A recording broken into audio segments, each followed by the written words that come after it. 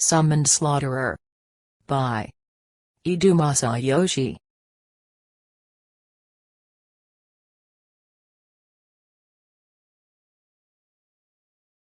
Chapter 49, Dear Thing. After sneaking out of the royal castle, the first night unit's Bezel brought around 50 subordinates with him and went towards Herat. His goal was the city of Munster, where the second night unit was stationed. Bezel was impatiently rushing his horse along the highway, but suddenly, a person could be seen standing on the road.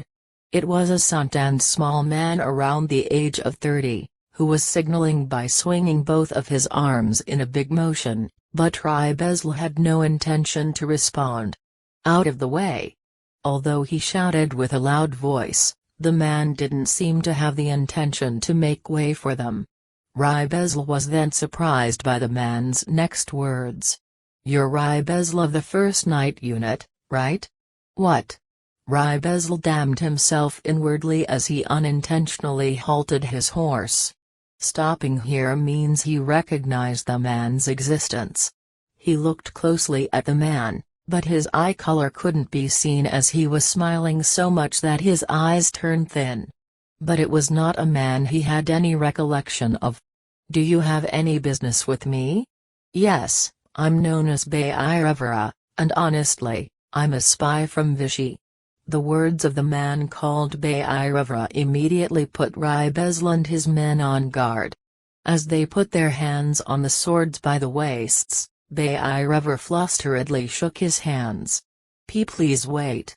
I was waiting here because I wanted to help you." "You said you were waiting here? How did you know I was coming this way? Furthermore, you say you're a spy from Vichy, but this is the border of Herat. This is on the opposite side." "Well, you see, a guy named Hifumi was looking for me and it seemed as if the country would sell me out. So with the help of an intermediary, I went over to Herat. It seems that by the time Vichy's army was defeated, he had betrayed his country and used a fake name to cross Songrind in order to reach Herat. And then as I was about to leave the capital, I heard that Hifumi had arrived at the royal castle. I thought someone from the castle should hurry over towards the second night unit over by Herat, so I left the capital early in order to wait here. But never did I think I'd meet the captain of the first night unit," he clumsily flattered. "So, what's your objective?" "Yes. I thought that perhaps you'd like to become colleagues." Seemingly embarrassed, Bayirevara scratched his head, as all the knights made suspicious faces. "There are no advantages for me, so there's no need to talk about it." "Oh? I'd certainly be of some help, right? Because I can arrange some of Herat's magic tools, you see." "Magic tools? What use would they be?" "Well, if you were to check what happened to the second night unit over at Munster, you'll know." "What?" Not understanding what he's implying, Bezel ordered his men to capture the still smiling Bayirevara. "I don't know what your goal is, but I'll decide what to do with you after seeing the circumstances." Being pulled into something, Bezel felt that it was best to keep the small man alive for now. Bayirevara was bound without any particular resistance, and was brought with Bezel as they continued towards Munster. Hifumi and Origa were riding their horses along the highway towards Folklore in a good mood. The reasons for their good moods were different, but the time was spent in a comfortable and carefree manner in the warm weather. "Hifumi, there's a response from the echolocation. There are 20 people 10 minutes ahead of us. They seem to be carrying weapons." For a moment, Hifumi didn't know what she was talking about, but then he recalled the wind magic used for searching, that he named himself. "Now that you mention it, that thing existed," Hifumi thought, admiring Origa as she put forth great effort to increase the accuracy. "Weapons, huh? Are they bandits?" "Most likely. It's close to the highway, and there are few monsters, after all." They didn't stop the horses as they spoke. That reminds me. What is it? About the promise to pursue Bhairava. It might be somewhat hard. Since we didn't get an answer from Vishy, by the time we finish dealing with the Central Committee, he might have escaped somewhere. That. Origa covered her face. Truthfully speaking, killing Bhairava was the reason she was initially together with Hifumi, but before she noticed, she started using Bhairava as an excuse to stay beside him. She had thought more than once or twice, that if they don't find Bhairava, they'd stay together like this forever. But of course, the desire for revenge on Bhairava had still yet to disappear. I believe that as long as I journey the world together with you, we'll be able to catch him at some point. I see. In response to Hifumi's short answer, Origa felt miserable. Wasting the consideration of Hifumi, as well as delaying the conclusion of the matter, in order to ensure a place she could call her own. Origa felt she was dishonest. Aside from her dispiritedly worrying, Hifumi quickly jumped off his horse and tied it to a suitable tree. It'd be troublesome if the horses escaped, so he thought about leaving the horses here before killing the opposite party. There's no need to hesitate. If you think you should kill, just kill. That's reason enough. Hifumi muttered a few words before he left, swinging the counterweight of the kusa origami in his hands. It seems like he misunderstood the reason Origa was feeling down, but more than anything else, that Hifumi showed concern for her made her happy. Yes. Responding to Hifumi, Origa grasped a shuriken in her right hand, before running to catch up with him. Since when did the Orsongrand soldiers deteriorate this much? Crushing the war report in his hand, Stifles struck his desk. Well, Parent may have a fewer amount of soldiers than us, but even if we assault them with arrows and magic, or cut off their arms, they still charge right at us. Truthfully speaking, it's abnormal. No one in the 2nd Night Unit had any knowledge of the magic tools used in Arosal or Roan. Just that as they were following orders to push against the Hurrent soldiers, they were completely suppressed mentally. In addition to the knights they had around 3,000 soldiers, but they had already lost about a tenth of them. Moreover, their magicians seemed to easily perform inhuman acts, like getting their own allies caught in their flame spells. It frightens our soldiers, so the morale is plummeting. As the reporting vice captain made a bitter face, Stifles violently sat down in his chair. Anyhow, Apros is currently at the headquarters. If we keep this up and fail to rise any military achievements, we can't return to the capital. We need to inflict at least some damage to the enemy, so we can't retreat. He filled his cup with alcohol, and drained it all at once. In the first place, Hurrent suddenly trespassing the national border is the problem. With no official statement, this is a complete surprise attack. Behaving like bandits, the magic country Hurrent sure has fallen. Stifles complained, but what he wanted now was a concrete plan as to how to deal with the current situation. Captain. Glaring at the vice-captain, Stifles smacked his lips. It can't be helped, we need to borrow Earl Byron's territorial forces. We'll increase our numbers and push them back in one go. But before he could send someone, Prince Aparos arrived. Stifles. How is the war progressing? Aparos, still in his teens, had brought with him several of his chamberlains, doing his best to make a dignified display. Yes. Hurrent's resistance is stronger than we expected, so we're currently struggling for supremacy. The strategy we have now is to force them back. I see. Tell me when it's about to be decided. When they are about to win, Aparos needed to come out to take the helm. Aparos said he looked forward to it, before taking his leave, as Stifles unpleasantly saw him off. Coming out afterwards. This was all done in order to give the second night unit some achievements, but Stifles didn't know what to do with the prince who were butting in more than necessary. It seems like witnessing his sister Imeraria actively participating in the national politics, and getting the support of the people, had made him somewhat impatient.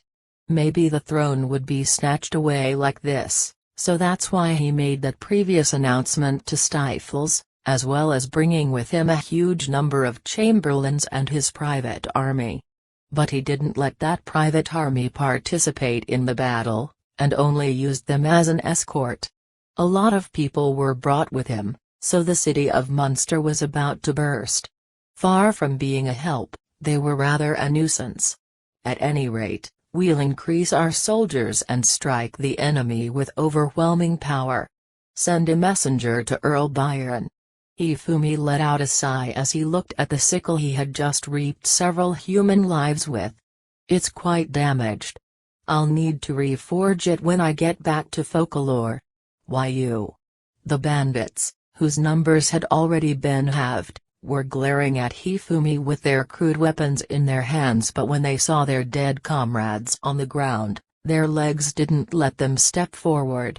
I'll need to use another weapon for now. Instead of the Kusa Urigama, Hifumi fetched his pick and swung it lightly. This one is still okay. Hifumi glanced behind him and saw Origa smiling. Beneath her feet were the bodies of 3 bandits, who seemed to have wanted to take her hostage. All at once, attack. Yeah. At the words of the man who looked like the leader, the remaining 10 men all attacked. Do that from the beginning instead. One person got his throat pierced by the pick. Before his eyes got dark, the next person had already had his neck grabbed and thrown down on the ground, before getting his heart pierced. Averting an incoming club, Hifumi kicked the person in the crotch with all his strength. Scheme a little bit at least. This is dull. Finishing with the pick, he retrieved the spear he took from Ribezl. 7 left. I wonder how many seconds you can hold out for. Don't mess with us. The head of the bandits, who was brandishing a long sword, got both of his legs cut off, after which Hifumi decapitated him. The bandits who lost their leader threw their weapons on the ground and began to scatter in all directions. But if he were to let away his precious prey, he wouldn't be Hifumi. He thoroughly transformed them all into corpses. Nice weather. I hope it'll stay like this all the way until Folklore. Origa felt some ordinary everyday happiness looking at Hifumi merrily killing people. I refuse. Earl Byron curtly refused the request for reinforcements the second night unit's vice-captain brought with him with his visit to the Earl's mansion. But why? We're asking you in order to cooperate to protect this city. I also took the protection of the city into consideration before I refused. My subordinates also confirmed the war situation, and the soldiers from Hurrent are behaving strangely. That's something you should also know about, Byron said as he stared at the vice-captain. With an abnormal opponent who don't feel exhaustion and just keeps relentlessly attacking, I don't think you can just meet them head-on. It'd be better to exhaust them by defending, while waiting for reinforcements. Reinforcements? Yes.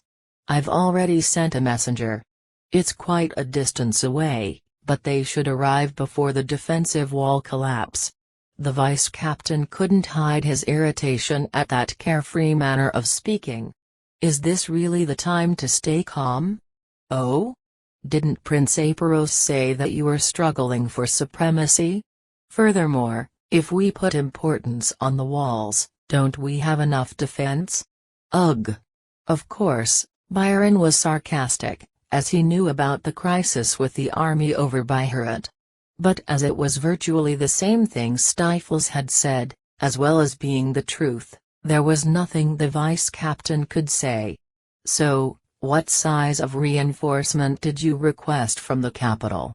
If he could calculate the reinforcements coming, he could integrate them into the plan they had.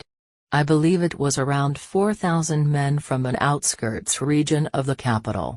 You didn't request reinforcements from the capital? Huh? Then where from? Byron elegantly tipped his cup of tea a little, enjoying the smell of tea, before smiling. If requesting something, a strong person is preferable, right? So I requested the Lord of Folklore, Hifumi. If he's as strong as the rumors say, he should be able to play a significant role in the fight against Turret. How can you? Seeing the vice captain not being able to close his mouth after hearing that, Byron felt a little better.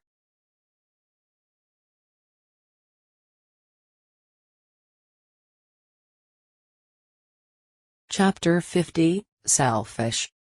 The messenger, dispatched by Byron, used a horse although he donned the appearance of an ordinary citizen. Burdened with a bundle of valuable seasonings, he has been ordered to say he is a merchant if something were to happen. As he met nobles, knights and soldiers, without knowing whether they belonged to the prince or princess faction, he wasn't able to request their protection. Even if he saw a soldier or a knight, he ignored them. He was given detailed instructions to appeal directly to Hifumi of Folklore anyway. What's your purpose in coming from the capital? It's on the way since I want to go until Folklore to sell the spices. Messenger. Even if the coming and going to the current capital hasn't been restricted yet, inspections, doing checkups similar to the ones at the national border, have been set up. The Knights of the 3rd Night Unit, being in charge of that, looked out for the movements of the other night units. Is this something that has been ordered? Sabnik poked his nose into this affair from behind the asking female knight. The messenger had his breath taken away for an instant due to the meddling questioning, but he recalled the details of the instructions he had received from Byron. Yes. It is an order from the Lord of Folklore, Touno-sama, I received through a company in the capital. Messenger. That's a lie. Sabnik. Messenger. Hifumi-san isn't this fussy over his meals. Since the time he arrived at the capital he used nothing but food carts with the exceptions of his inn, the slaves' shop and the weapons dealer. He hasn't ordered anything like spices. Okay. Restrain him. Sabnik. Upon Sabnik's words, the surrounding soldiers quickly restrained the messenger by tying him up. Why? Messenger. Probably there is no one who knows Hifumi-san as well as us, the 3rd Night Unit. Excluding Origa-san. Sabnik. Bad luck. Sabnik laughs. The messenger decided to try betting on the other party, called 3rd Night Unit, rather than wasting time, and lets himself get restrained. Considering the main goal or Byron, he judged this to be the best he could do currently, even if he were to be punished later on. Actually. Messenger on? Sabnik. The messenger lets Sabnik see the letter directed at Hifumi-san situated in his breast pocket that explained the progress of the battle at Munster. Sabnik, having confirmed the signature of Byron on the letter, released the restraints of the messenger and told him to immediately go to the royal castle. In Folklore the civil officials currently were in the middle of their hectic work, close to feeling faint, whereas the officers and soldiers had free time. The adventurers are plenty in dealing with the monsters without it even being any significant combat. Even in Arosal, where Hifumi had decreased the number of adventurers by killing some, there doesn't seem to be any problem in regards to the numbers, as some of the adventurers have moved over from Folklore. As a result, while the territorial army's soldiers are practicing in turns, the group of forces Hifumi had coached are debating about this and that. The weapons, invented by Hifumi in cooperation with the dwarf Proflis, are undertaking tests. The civil officials are preparing to educate the civil official candidates from the new territories and are making a new family register of the territory's population. The increased number of staff members and soldiers are helping out. Not a single person has time. Even the impudent Kame, with his usual facial expression, has increased his normal walking speed by 2 times. Since it became difficult for him to call out to the too many staff members, their reports are concentrated at Brakra, who assumed responsibility instead. But even he is on the verge of bursting. Mukher has also summoned the vacating army forces as assistants, getting them engaged in work. Right then, Alyssa, who should be training together with the territorial troops outside the city, came running. Mukher-san. Alyssa-sama, although you are as lovely as ever, what has happened? Mukher welcomed her with her best smile, Kame, who happened to pass by, approached as well. Put more effort into concealing your desire a bit better. Director of Military Affairs Sama, is there some emergency? Kame on, the Central Committee of Vichy? Or called something like that, a person has told me they came from there. Have them wait at the waiting room on the first floor, but… Alyssa, not quite informed about the system in Vichy, didn't understand well the thing called Central Committee either. Being called out at the place, where people line up in front of the gate, she brought him along without comprehending what would be good. Even though there was no contact from the national border. Understood. Please leave it to us since Mukher and I will deal with it. Kame, that's a… Mukher, please take care of it. Alyssa Mukher, being dragged into it, reached out her hand towards the running away Alyssa in vain. Despite me looking forward to observe her from the shadows after reaching a point where I can take a break from work. Mukher, if you have this kind of free time, then please do your work. Since I am arranging for inns close to the mansion, you will explain the Lord's absence. If they want to stay, lead them to an inn. If they want to go back, ask them about the reason of their visit, please. Kame murmuring, unlike you, I need some warmth, towards the back of Kame, who put an end to his instructions by quickly leaving. Mukher went towards the location of the first floor. A single soldier came around. Mukher-san, there is a message from the national border. A messenger is heading towards here from Vichy. Soldier, I heard that already. He hails from the Central Committee. We have him waiting on the first floor. Mukher, huh? It's the personal messenger of a person called Minazan, being one of the Central Committee. We are currently having him waiting for further instructions at the entrance of the city. Soldier Mukher was at her wit's end due to the words of the soldier. Don't bring Vichy's internal troubles over here. For now I have to inform them about the Lord's current absence. If the messenger intends to wait, have him stay at an inn close to the gate. Mukher understood. Soldier, this will be hopeless, if Hifumi doesn't come back soon. Mukher thought. Let's start by greeting them. Mukher, at any rate, until Hifumi makes his decision, the messengers will only bump heads, if they aren't kept in check. She decided to discuss this matter at the meeting with the other civil officials. Until now Imararia restrained herself from excessively using the deceased king and the next-to-be king as political arguments. But it had reached the point where she made use of them in the coronation announcement the other day. Although it had been a recommendation from the Prime Minister, she decided beforehand to strengthen her own foundation for the sake of protecting her younger brother. She considered this to be a necessary step. Without sitting on the throne as one would expect, Imararia stood in front of the kneeling Sabnik and the messenger from Bayern. With Sabnik in front, the messenger was in a place of having moved back a bit as he was someone with a different social status. Then you are saying that the 2nd Night Unit and the Territorial Army of Earl Byron are in a dangerous predicament? Imararia, due to the report of the messenger, who had been allowed to speak directly to her, Imararia frowned. With the war on Vichy's side not having yet finished either, it was an information she didn't really want to hear about.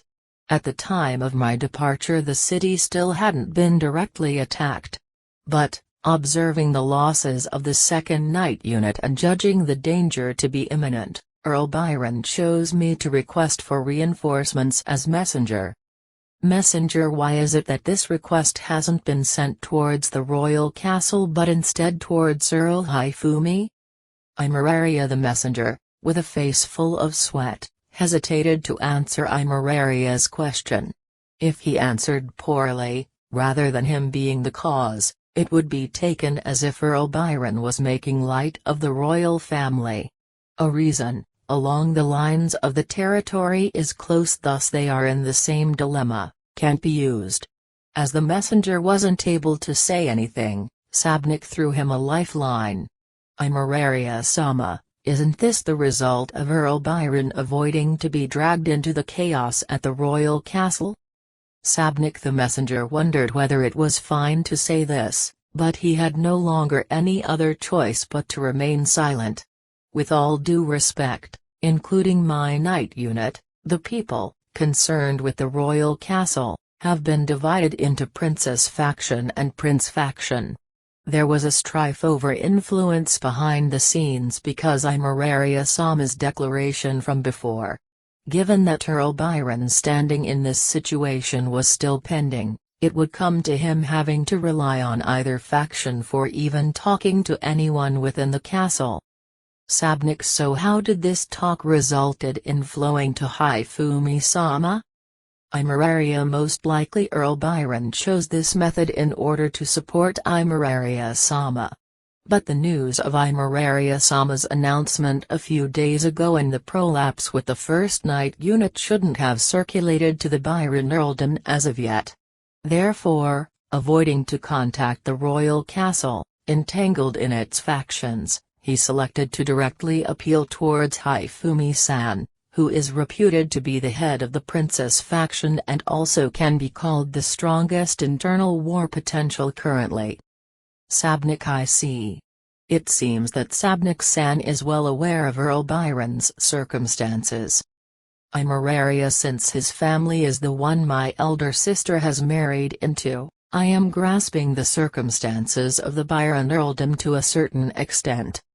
Sabnik, on that subject, Imararia recalled that she met the wife of Earl Byron very long ago. In those days Sabnik hasn't become a knight yet. She was a woman who gave her a lovely impression as she even seriously talked to the other party, who was a lot younger than herself. Sabnik-san. Immediately lead the soldiers. Though I considered this, it won't do, if you don't help with the management of Hifumi-sama's territory. Imararia, yes. I have planned to leave the capital any time now. Sabnik, since my brother-in-law is in danger, I really want to take her up on this, perspired within Sabnik's mind. Because she heard from Baju about Sabnik's popularity, Imararia brooded over her wish to fix him as the core of the 3rd Night Unit by raising some accomplishments if possible. Which reminds me, there was a woman within the 3rd Night Unit who owned a peculiar personal history. Imararia suddenly remembered the situation of a single night, but she couldn't recall her name. Is this about Farinyan? Sabnak, T/N, or Fu Irinyan? Yes, though I haven't met her yet. She contributed to the administration of a territory with her father's help since her youth. Following the wish of her father, Viscount Amazrido, she even became a knight. But originally her ability as civil official is excellent. Let's entrust this task to her. Imararia, eh? Sabnik, I said to leave the assistance in managing Hifumi-sama's territory to her. Please gather the soldiers and head right away towards Munster, Sabnak, since I will explain things to Farinyan. Imararia Bebet. Sabnik Imararia told the baffled Sabnik flatly. It doesn't matter. I will give Firenyan-san a letter explaining the reasons. Rather than the matters of the territory, they will be more interested in the information about the battlefield. Messenger of Byron Earldom. Imararia haha, messenger. As for your duty entrusted to you by Earl Byron, you will accompany Firenyan and that chamberlain. I'm sorry that it will take some time. Imararia the messenger was completely charmed by her lovely smiling face and bowed in a panic. Far from it. I am very grateful for receiving your words of consideration towards a single soldier like me. Messenger. The smile of Imararia-sama has an effect as he has no immunity to it. Sabnik. While holding such thoughts, Sabnik had complicated mental state as to whether he should feel relieved of his burden, feel a bit lonely, or even be delighted to have been given a chance to play an active role as a knight. So?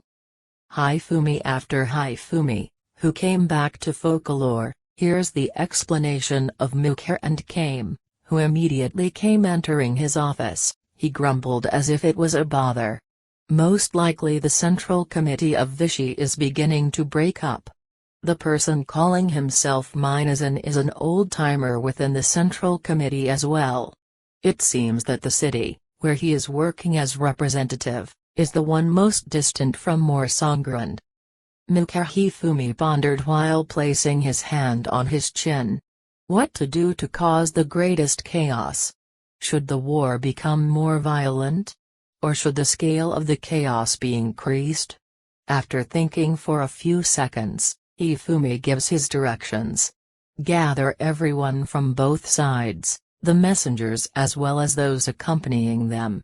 I will talk to them directly. Hifumi. What are you planning to do? Came merely some harmonious chatting. Hifumi. Seeing Hifumi easily answering Kame's question, Mukher judged it to be a definite lie. The conference room has become jam-packed when everyone entered, as there is a large number of people. Accordingly it has become a small glaring contest between the messengers from Minazan and the messengers from the Central Committee. Good grief, what is Representative Minazan thinking? We can't consider this as anything but slighting the committee. People, who have a status to some degree, have come. As the two fat men are quarreling with each other, their armed guards are taking an imposing stance. Incidentally, they haven't been disarmed even though they have entered the Lord's mansion. The ostensible reason of saying it is because they are dropping in for a short visit as adventurers is used here, but in reality, because of Hifumi's words, if you want to act violently, then that's how it is. A fixed amount of guards has been stationed on each floor for protecting the staff members. Swiftly opening the door, Hifumi silently entered and sat down on the chair at the head of the table. Origo was standing at his back. And, what is your guy's wish? Hifumi suddenly inquiring about the real issue at hand. The messengers faltered for a moment, but the messenger from the committee, wiping his sweat, began to speak. It's concerning the current war. We want to hold peace negotiations. Messenger C. Tell this to Imararia. I don't care. Hifumi. Well then, regarding a temporary ceasefire. Messenger C. Therefore, Messenger C. Hifumi glared at the messenger with his mouth crooked in the shape of dot. Such bothersome discussion is the job of the royal castle. Do not bring every single matter to me. I won't accept any peace or discussions. However, if you are looking for a fight, you will get one. That person is? Hifumi. The shoulders of the messenger from Minazan shook as the gaze of Hifumi, whose displeasure is at the peak, turns towards him. He takes out a letter while trembling with fear. He passes it to Hifumi through Origa. I have been entrusted with this letter by our representative who implored me to deliver it. If it's all right with you, I wish to receive your reply, but... Messenger M. Hifumi scanned the letter and looked at Minazan's messenger laughing smugly. Without being aware of the contents of the letter himself, it was impossible for the messenger to understand Hifumi's reaction, but he was relieved that Hifumi at least seemed to be in a good mood. There is an interesting story written here. Let's agree to the entirety of the story. Since I am going to convey the contents to the royal castle, it will also result in being approved by the country and not only me. Hifumi T. Then. Messenger M. Tell Minasan that he won't regret the cooperation, if this story is the truth. Hifumi, you understood. Messenger M. Hifumi told the messenger, who was leaving in order to quickly return and convey Hifumi's reply, that it would be fine to use the rail cars for movement until the national border. As the talks had ended, Hifumi decided to exit the room. Please wait. What the heck is Minasan? Messengers see even the messengers from the committee, standing up with such a force that the chairs were knocked over, felt uneasy about the details that caused Hifumi's sudden change. Ah, the city Minasan represents, Edo. Hifumi at Spurs, Messenger C, T/N, or Perusnet Place. Since Persing and the surrounding villages have become an independent nation defecting from Vichy, they apparently want me to recognize them. Hifumi WH What a. Messenger C. This is a betrayal. We have to notify the central government at once. No, first we should head toward Sorsongren's royal castle. The messengers were disputing. Hifumi bluntly told them in a freezing tone, listen, Hifumi W. What is it? Messenger C. This is my residence. You are free to return or go forward, but since my business with you has finished, get the hell out of here right away. Hifumi understood, since we will immediately leave, please, concerning the peace negotiations. Messenger C. I told you that I don't care. Hifumi he snorts in ill humor. If you are an enemy, I will kill you. That's all. Hifumi watching Hifumi leaving without stopping this time no matter what they even say, the messengers dejectedly return to their inn.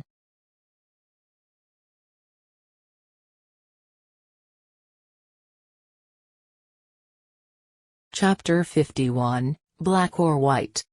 While the female night Firenian was advancing along the highway on horse, she pouted in dissatisfaction.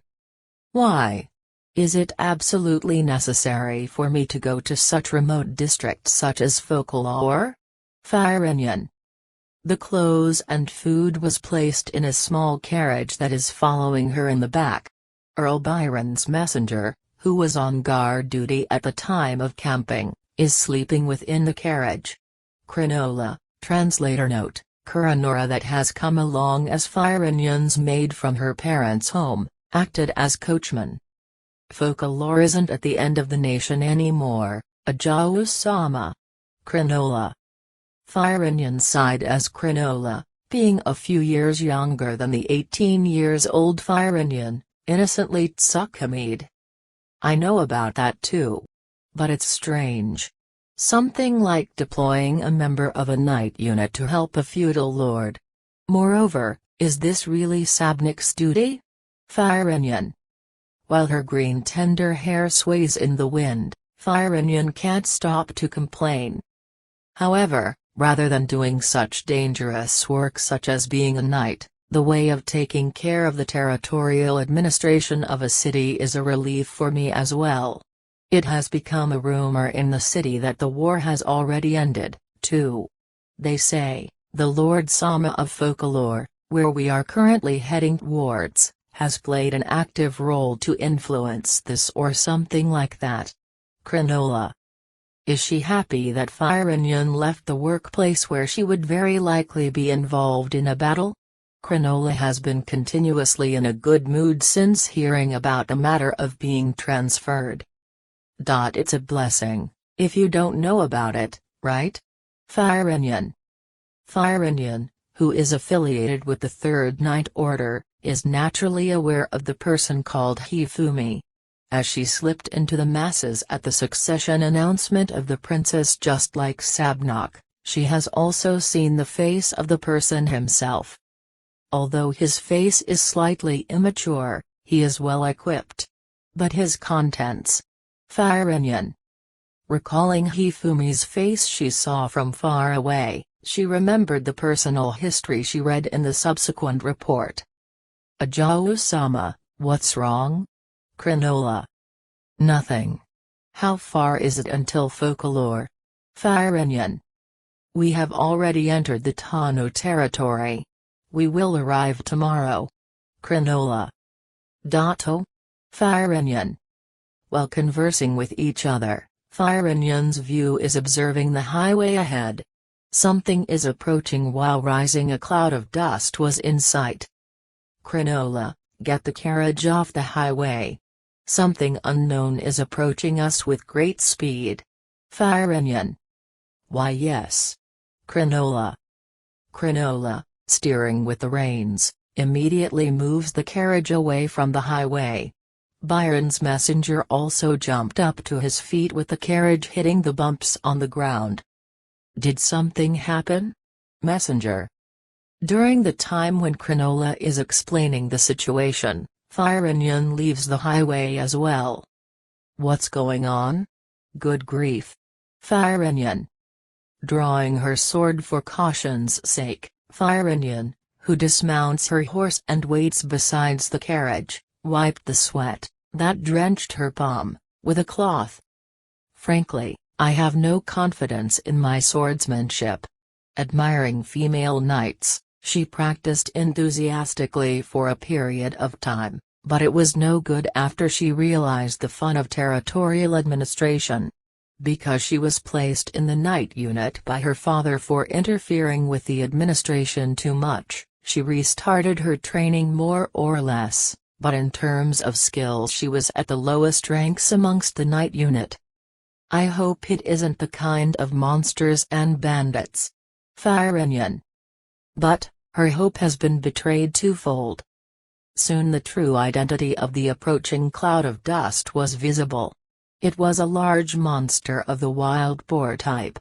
It is a type of monster that can be seen in near places such as forests, but its size is close to 3 meters. Even for adventurers, whose strong point is to subjugate monsters, it will be a harsh game, if they don't hunt it with an appropriate number of people. And then there are people who are chasing that large monster. A trio who boarded something like some wagon. 2 of them are operating some kind of lever. The last is preparing some bow that is fixated on the wagon. All of them are wearing a simple armor somehow similar to the uniforms of soldiers. You fool. It's too fast. Scary. Scary. Scary. While unanimously yelling, they fired something like a spear urging the monster forward. With a dull sound it pierced the butt of the monster. As the monster fell over with a great force raising a roar, the wagon crashed into it at high speed. The 3 are scattered and blown off the wagon rolling over the monster. Firenyan. Feeling uneasy whether this has ended safely, Firenyan and Byron's messenger approached the crash site leaving Krinola at the carriage. The monster had its neck broken at the moment it fell. It was 100% dead. After they confirmed that there aren't any other monsters, as they try to examine the state of the collapsed 3, all of them are standing up unsteadily. Are you alright? Or? Firenyan. As she asks one of them nervously, the soldier-like man bowed his head while being embarrassed. I'm sorry for frightening you. And no. If you are fine, all's well. Firenyan. The remaining 2 also get up. Seeing the shattered wagon, they are at their wits' end and say, we will be scolded. I am Firenyan belonging to Orsongren's 3rd Night Unit. I wonder to whom you soldiers are affiliated. You are surprisingly sturdy. You boarded a strange vehicle there. Firenyan. Oh, What an honor, you were a knight-sama. We aren't this injured. We have acquired a technique called Hifumi. And it has become something indispensable for our intense training we receive every day. Translator note: if I remember correctly, Hifumi is from Judo. It is a technique to allow you to fall safely when thrown. Hifumi? Firenyan. Firenyan raises her vigilance due to the word she has heard for the first time. By some chance they might be people from a foreign country. While pondering about this, the other two soldiers came close and bowed to Firenyan's group. We are deeply sorry to have caused you anxiety. As we prepared a camping site further down the highway from here, we chased the monster in order to get some food. That is fine, but what's your affiliation? Firenyan. The three men show a shy, embarrassed grin. They don't have the boorishness like other soldiers I have seen. They somehow feel gentle. Ah, please forgive us our impoliteness. We are territorial soldiers belonging to the territorial army of the Touno territory. They are, Firenyan. They were quite different from the image she had about the small army force that defeated a large army.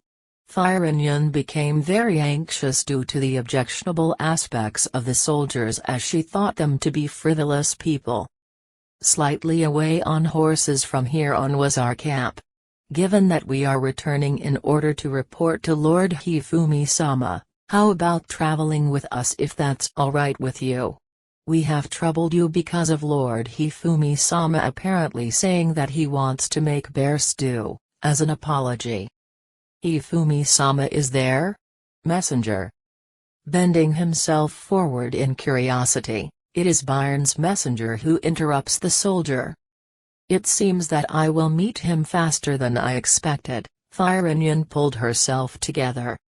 Except for the details Hifumi told the messengers from the Central Committee, there was something important written in the letter from Minazan, who is the representative of Bursk, the single metropolis of Vichy. It looks like Bayirevra has fled from Vichy. So, according to the extent of Minazan's investigation, it appears as if he is most likely planning to head towards Herat, escaping or Songrind by once again pretending to be a merchant. Hifumi. Listening to Hifumi's explanation, Origa paused for a little while and then opened her mouth. Are we able to trust this information? Origa. Who knows? Hifumi. Picking up the letter Hifumi threw away, Origa carefully scanned its contents. Soon there will be confusion in Vichy as effect of Bursk's independence. Even though it will also be fine to attack then, it seems too obvious that Minazan considers it to be possible with ease. I don't like that at all. Hifumi. With ease. Probably it won't? Origa. Originally it would become Bursk versus the rest of Vichy. If it turns out that quite a part of Vichy has to face Songrind in war, the enemies will decrease for them accordingly, right? Hifumi. I see. Origa. Let's leave Vichy alone for a while, is what Hifumi said. It looks to me that it will be enjoyable, if we let their state become a little more complicated by being mixed up. Hifumi. So? Origa. While pouring tea into the cup again and placing it in front of Hifumi, Origa looked at him in expectation. We will go to Herat. Since I am also bothered over the magic tool case. It looks like they have been getting readings secretly behind the scenes, so there will likely be some reaction. Hifumi. Hifumi-sama. Origa. Within Origa it had taken the form of Hifumi especially heading towards Herat for the sake of Origa's revenge. Furthermore, she is hoping for them both to be able to travel together again. With Alyssa. As she has waited for a long time now. While we are at it, we should also take some troops along on the expedition, huh? I am planning to test various tools we built as well. Hifumi. Ignoring Origa, who was disappointed that it wouldn't be just the two of them. Hifumi immediately left for the sake of having Prefless prepare the necessary things. At any rate, Origa, remaining in the room by herself, looked at the documents on top of the desk. Bairivara. Get ready. I will kill you without fail. Origa. Her words of determination resounded within the silent room. Thus, leading 30 territorial soldiers, Hifumi's group once again departed, heading in the direction of the capital. At the time when Rybezl arrived at Munster, Munster was still standing strong, but there weren't any people to be found roaming within the city. It matched a situation you ought to call a state of high alert. What's this? What is the second night unit doing? Rybezl. He has never predicted that it would practically become a battle with Harut. He believed it would end with both sides glaring at each other. It was completely unforeseeable for Rybezl that a battle would take place to the degree that it would influence the residents of the city. Oh my, after the second, now the first? This place is completely similar to the royal castle now. Byron, who welcomed Rybezl in his mansion, said while looking bored. What's up with the situation in this city? Rybezl. Sitting down on the sofa with a flump, Rybezl appeases his thirst with the black tea that was served. It seems that the second night unit can't stop Harut's soldiers. Somehow or other they are strengthened by a strange magic tool or something like that. Byron. Magic tool, you say? Rybezl. Rybezl was grinding his teeth due to his own plan going astray as the battle progress at the national border to Harut was in a predicament beyond his imagination. He should return to the royal castle to rally troops under the prince's banner, but the crucial war potential has been reduced. And? Where is the second night unit? Rybezl. They are quartering in a village close to the border. It appears that they aren't pleased with me requesting reinforcements from the Touno worldom. Byron. Showing his white teeth, Byron laughs. Excuse my discourtesy, he says, finishing his business. You say you have asked Hifumi for reinforcements?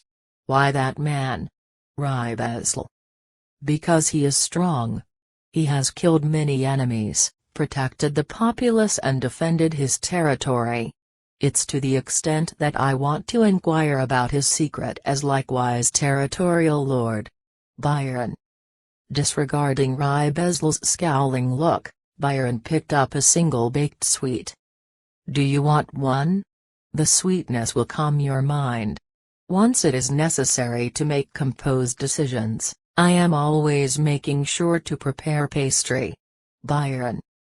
Since he eats nothing but sweets, being clogged up with work, he ends up getting laughed at and branded as child by his wife. Byron laughed and threw another one into his mouth. It's unnecessary. Please excuse me for leaving now. Rybezl. Ah, please wait.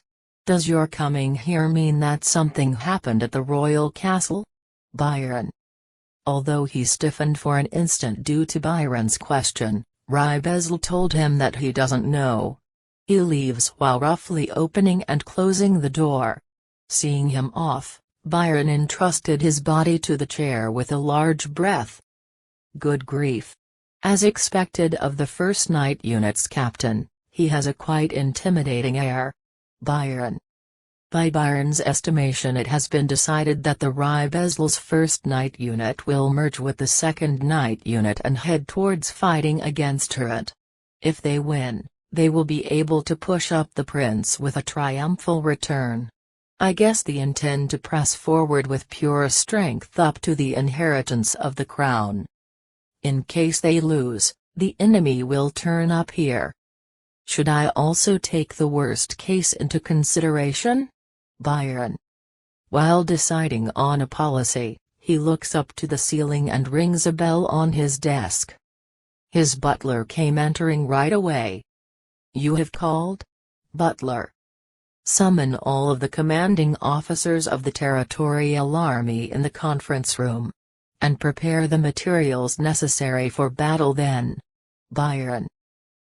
Certainly. Butler. Without asking anything, the elder Butler merely bowed his head. I entrust it to you. Anyway, I wonder if he has contacted the Touno worldom safely. If he was fast, they should already be heading this way.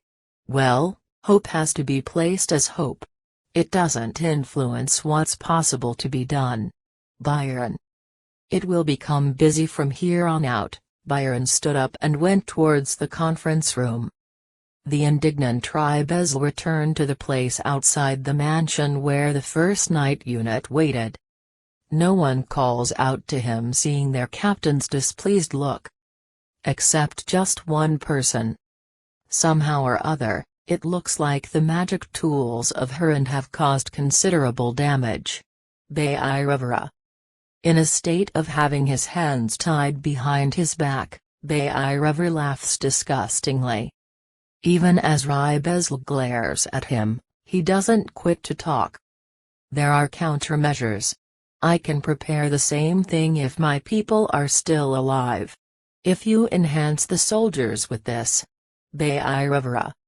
Looking at Bayirevara, Tribezl broods over it for a short while, but, ignoring Bayirevara currently, he decided to prioritize the linking up with the second night unit. It seems the second night unit is now lining up at a village close to the border. They appear to have a somewhat hard time, but if we go to reinforce them, the enemy will be forced back right away. Tribezl. Yay! With the knights raising their voices, they leave the city of Munster in a line. Bayirevara, who had been bound and is walking as is still laughing frivolously. Oh well, please tell me once it is necessary. Bayirevara. Without even relying on someone like you, we have all chances to win, if we use our true strength as night unit. Tribezl. While saying this, somehow I couldn't bring myself to hand over Bayirevara to Earl Byron.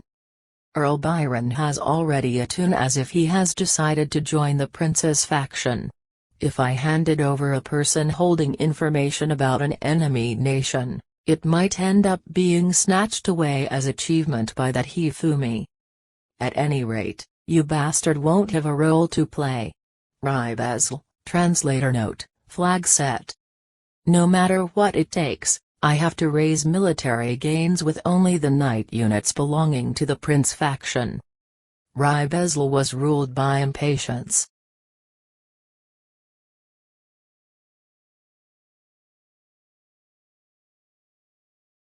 Chapter 52, Uptown Girl. Humphrey, Hifumi. While stirring the meat of the wild boar monster type that had been plentifully thrown into the stew, Hifumi returned an indifferent answer. Once she was able to meet Hifumi, having been guided by the territorial soldiers, Firenyan calmly observed Hifumi as Byron's messenger begged for assistance, prostrating himself and explaining the situation of Munster with vigor. Hifumi's answer is the previously mentioned single word. Hifumi-sama, what should I do with these vegetables? Origa, keep throwing them in without minding it. I think it's fine to not think that seriously about it since it is just stew.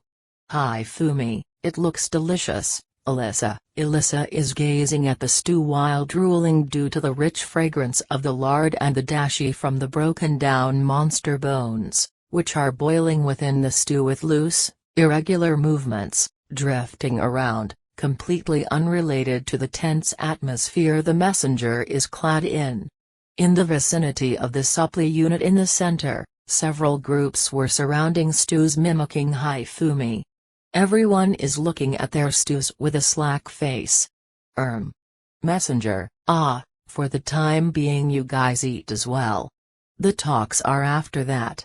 Hifumi, Fire Onion stared intently at that rustical stew dish as she sat down next to the messenger and started to eat the distributed bowl with an ample amount of the stew in it. "This is tasty, Ajawu-sama." Crinola, sitting down next to her before she noticed, smiled pleasantly at Fire Onion. For Fire Onion, who only ate the food she brought herself, even at the time of field training, she thinks of the taste to be bad if it's the meat of a monster, but she isn't able to deny the apparently delicious smell. Looking at Hifumi with a fleeting glance, he is eating it, obviously enjoying the taste, alongside Origa's group. It will be rude to refuse at this point. I'm afraid to anger them. Resolving herself to taste it, her hunger is enhanced by the strong flavor. Ah, delicious. Fire Onion, that's only natural since it was made by Hifumi-sama himself. Origa, using the ingredients like this, it will even become such a delicious dish. Hifumi, after eating up around 3 bowls in the blink of an eye, Hifumi looked up from the grassy place being completely satisfied. "So, you want me to help with my troops since the cities in the direction of her and are in danger?" Hifumi, the messenger nodded in a hurry towards Hifumi, properly comprehending the story.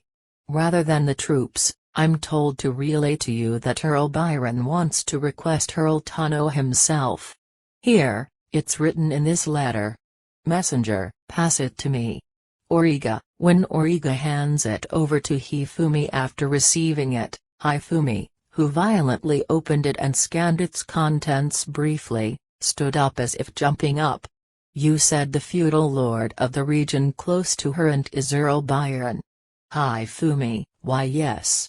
Messenger, there are still some interesting fellows in this country."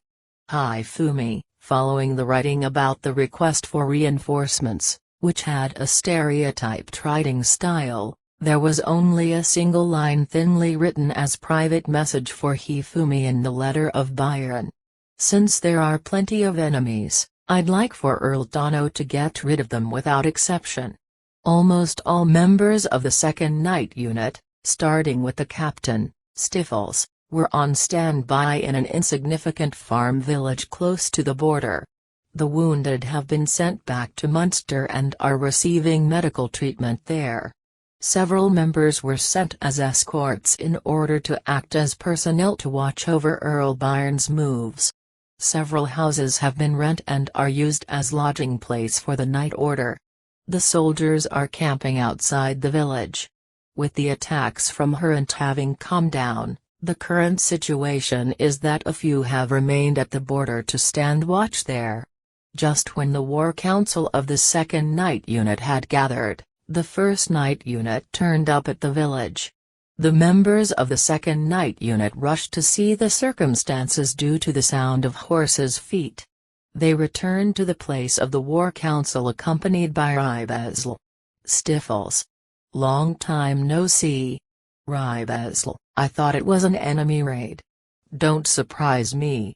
Stiffles, it isn't to the degree that the 1st and 2nd Night Unit are on bad terms. Given that their workplaces are completely different, it has resulted in them meeting up directly seldomly. It is to the extent of the captains and vice-captains meeting each other in the castle occasionally. So, what business does the 1st Night Unit, that should be secluding itself within the royal castle, have at the edge of this country?" Stiffles, because he couldn't conceal his irritation due to the disgraceful war situation, Stiffles glared at Rybezl. "I came to propose a common front. It isn't the time of moving separately." Rybezl, "Common front? Not as reinforcements but in a joint struggle, what's their matter with that?" Stiffles, as Rybezl explained about the inheritance announcement of Imeraria and the acts of brutality within the royal castle by Hifumi, everyone of the 2nd Night Unit was astonished. No way, for such things to have happened. "Did you inform the prince about these matters?" Stiffles, "I haven't reported it. Returning to the royal castle at this point can even result in harming the prince, if it is executed poorly. Rybezl, indeed. Stifles, as Stifles shook his head in disbelief, he could see that Rybezl wasn't joking or exaggerating in the least. I think even you know about it. That man had now become a noble due to some mistake, but originally he is some unknown summoned person that we don't even know where he is from. He is a rebel who killed the king. You don't think that he will refrain from obviously turning antagonistic against the prince, do you? Rybezl, as Rybezl explains that the prince needs the first and second Night Order to join hands in order to stop the prince's faction. Stifles' reaction isn't unfavorable. Rybezl, I have a single question. Stifles, what is it? Rybezl, how many knights and soldiers did you bring along? Stifles, 30 knights and no soldiers. Rybezl, Stifles laughed scornfully at Rybezl's reply. It is ridiculous to call it a common front if you come here with a number of people that can't even be called the war potential. It is our side who moved first for the sake of raising military gains for the prince. Stifles, and yet you complained about the prince following after us was what the eyes of Second Night Order's members, listening in the back, said. TSK. Rybezl, you got it, right? This here is the battlefield of the Second Night Unit. Go back to the castle, defenders of the castle. Stifles, due to Stifles' blunt refusal, Rybezl decided to stop at the village for the night and then to return tomorrow to Munster temporarily. Lodging his subordinates in several houses, Rybezl himself enters the house of the village headman about to spend one night on a bed in a detached room. Bayirevara, who has been thrown next to the knight standing guard over him, calls out to Rybezl. Rybezl-sama. The Second Night Order, overestimating their own abilities, didn't even possess any interest in your excellency's persuasion. Bayirevara, shut up, you are annoying. Rybezl, the Second Night Order and the Expeditionary Force don't stand a chance as Hrant has developed a new magic tool. Sooner or later they will break through the border. Therefore, I can prepare a similar magic tool before that. If you were to repel Hrant instead of the Second Night Order then. Bayirevara, it became impossible for Rybezl to ignore those words of Bayirevara, who continued to spin his tale without care. A new magic tool, you say? Is it this effective? Rybezl, Bayirevara floated a repulsive smile as Rybezl's interest was finally piqued. The soldiers of Hrant are almost completely recruited from the common populace. They are overwhelming knights and soldiers with this. Bayirevara, do you understand the significance of that? Says Bayirevara as he is urged on by Rybezl to keep talking. I am glad you came. Welcome. Byron, it's been a while, brother-in-law San. Sabnik, arriving at Munster as he led a reinforcement of 500 soldiers, Sabnik was greeted by a smiling Earl Byron. I never expected you to be the one to come. Byron, it's regretful that isn't Hifumi-san. Sabnik, no, not at all. Since I've thought that I have to do my best by holding out with just the territorial army, you are really saving us. Byron, besides, because he was fed up with nothing but strange groups showing up at the city, it was even more of a feeling of being saved. Sabnik had no other choice but to smile bitterly. Good grief, I'm unable to understand the enemies from Hrant and the Night Orders from our own country. Byron, however, I didn't think that it would turn into a battle with Hrant. Sabnik, me neither. Well, I wouldn't be surprised even if it was the Second Night Order side who made the first move. Byron, prompted by Byron, Sabnik sits down on a sofa. Having been presented with a warm black tea, Byron sits down on the opposing side as well. Well then, how's the situation? Sabnik, not good. Going by the reports from the border, They seem to be struggling for supremacy for the time being, but I think they are using something identical to the magic tool you told me about. As they are facing enemy soldiers as opponent who don't even change their expression when they suffer serious injuries, the mental and spiritual fatigue of our soldiers is accelerated. I guess it's just a matter of time until the enemy breaches the border. Byron, if that happens, the enemy will advance up to Munster in a blink of an eye, Byron is estimating. Of course, if the First Night Order and the Second Night Order join their forces, it might also be possible to some degree for them to win. But it will be difficult, I think. If one were to say even more, it is possible for the lot of the First Night Unit and their likes to move in the direction of eliminating you and me. Byron, such a... No, you could say that. They regard me and brother-in-law San as part of the Princess faction after all. Sabnik, that's true. If I were in their shoes, I would let the enemy break through the border temporarily, produce a situation of a melee in this town and use the confusion to kill me before repelling the enemy. I don't think they have the intention of extending the country's territory even if Harant breaches the border. Byron, going by Byron's analysis, Harant's goal is to test them magic tools. If that's the case, they will quickly withdraw once they were able to assess their defined war results, Byron said. Having said that, I don't intend to allow the population of my fief to become sacrifices. Therefore, since I have thought up a plan, I want to request your cooperation, Sabnik. Byron, if it's something I can do. And, what's the plan? Sabnik, that is, look forward to the enjoyment after I manage to finish the preparations. Well now, don't you want to talk to my wife now that you came here? Of course you will stay for dinner at our home, right? Byron, since you will be able to meet your elder sister after a long time, it is fine to take things slowly. Byron showed a refreshing smile.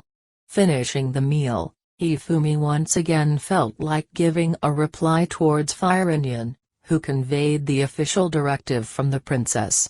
Oh well, it's fine even if it isn't Sabnik as long as you are useful.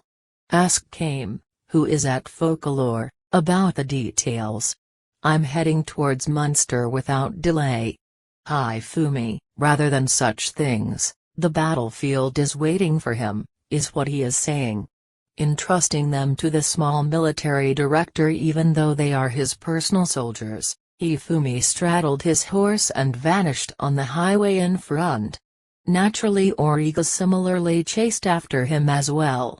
For the left-behind messenger of Byron it became a matter of heading towards Munster alongside Hifumi's territorial troops who had likewise been left behind. You will be assigned a group as escort. Since the soldiers, who broke the prototype wagon some time ago, will miss the battlefield this time as punishment, it is fine to accompany them. Alyssa, being pointed at by Alyssa, the trio, informed about their punishment without hesitation, are dropping their shoulders and hanging their head. Thank you. Why are they feeling down, I wonder? Shouldn't they be happy if they don't need to go to the battlefield?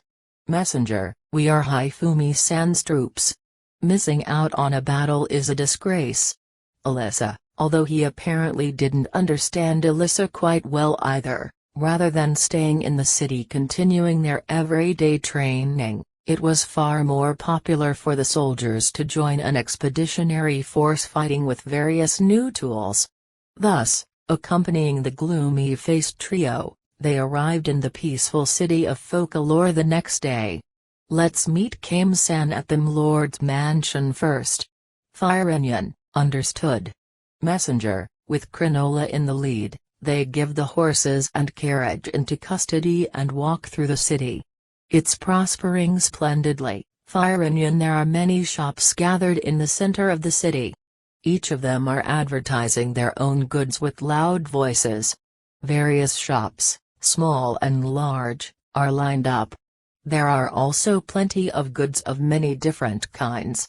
The liveliness is completely like in the capital, Ajausama. Crinola, yes, it seems so. Firenian, rather than something like the merchandise, Firenian was bothered by the smiles of the residents. One reason is that he is a serious criminal who murdered a king. One reason is that he is a mass murderer. One reason is that he is a merciless, cold-blooded person. It can't be seen at all that such man is governing the city. It looks like the residents are enjoying their life. Even my impression after meeting and talking with him, if I had to say, rather than a frightening character, he gave me the impression of being an innocent, young noble. Yes?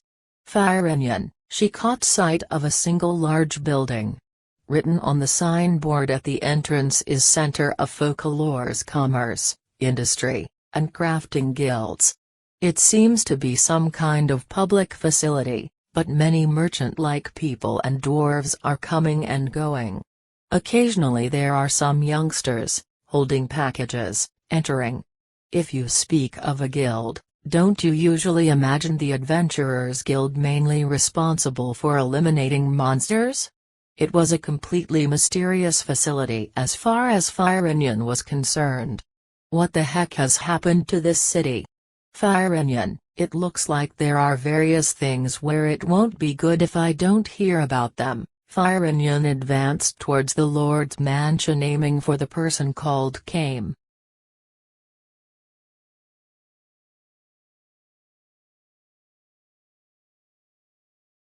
Chapter 53, This is the New Shit.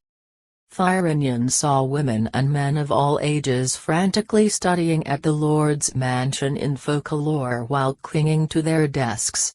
They brought in a large amount of desks and chairs into one of the particularly large party halls within the Lord's mansion. There you could find the city representatives, who changed their allegiance from Vichy to Orsangrand, as well as their civil official candidates. Furthermore, there were the staff members expected to be employed by the Touno territory, which held formal recruitments.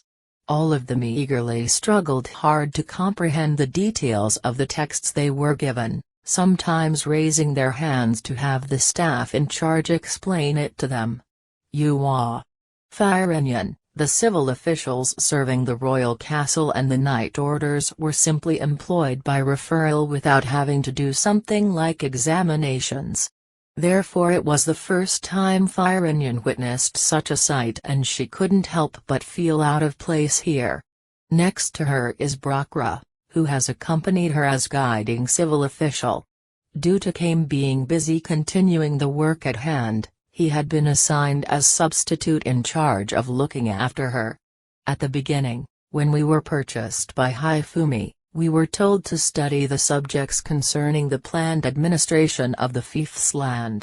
Since we were employed without minding our bloodlines and social ranks, they will succeed, if they are able to show that they understood the things they studied here by passing the employment examinations. Brakra, it has nothing to do with social status, so that means. Firenian, yes. Even orphans and former residents of the slums will be employed if they are capable to show their abilities after having been taught writing as applicants. If one doesn't have confidence in learning, there is also the choice of entering the army. To begin with, aren't our leading civil officials slaves? Brakra laughs, smiling with his whole face. Now that you mention it. Firenian knew about the things they studied at the royal castle. She is even understanding the matters about Hifumi's slaves. But, looking at the city's state of affairs and the financial affairs, they are far superior than civil officials of other nobles, she is estimating. Please understand that our work is to manage the territory quite efficiently and to prepare an environment where our lord can take his liberties. I'd like you to comprehend this as well, Firenian. Brakra, yes, I also intend to more or less grasp the situation concerning the Touno worldom. Fireinian, that would be great. Then, this way, please. Brakra, huh? Fireinian, Brakra invites Fireinian to a place in the corner of the study hall with splendid desks prepared and only few others being there. Well, first memorize the contents of these documents, please. This is a document summarizing the fundamental management policies and tax systems of the fief's territory, and this is a report of the incomes and expenditures up until now. Brakra, eh? Fireinian, please freely use the parchment over here. If it isn't sufficient, feel free to take some more from the stacked pile over there. It's also possible to refill the ink there. Since it is Hifumi-sama's policy to learn by writing, go ahead with memorizing by copying them, please. Brakra, what? Fireinian, sitting while gazing at it in shock, Brakra smiles gently as Fireinian doesn't know what would be good to say with the documents being stacked up rapidly in front of her eyes. Please do your best because I have been instructed by Hifumi-sama to have you return if you aren't as capable as the other civil officials. Please call out to one of the staff members being alternately in charge of the venue at the moment you want to resign midway, okay? Brakra quickly left the dumbfounded Fireinian as he has to attend to other work. Crinola. Fireinian, yes, Ajao-sama. Crinola, just as her, Crinola seemed to also be unable to follow the situation and was showing a face filled with surprise when Fireinian called out to her. Please make some tea for me. Fireinian, understood. Because I have to go get hot water, Crinola, there is no other choice but to do it. If I run from here, I will become quite the laughingstock. Fireinian, Crinola bowed towards Fireinian, who faced the prepared documents. The second night order's captain, Stifles, remained alone in the troops' assembly hall and considered the current situation. After the first night order's captain, Rybazl, came intruding earlier and caused a suspension of the war council, the present state turned into a harmless and inoffensive situation of observing the movements of Hurrent closely. But, if Hurrent doesn't make a move as it is, Stifles, according to the information brought by the first night order, the war in the Vichy area has more or less mostly calmed down.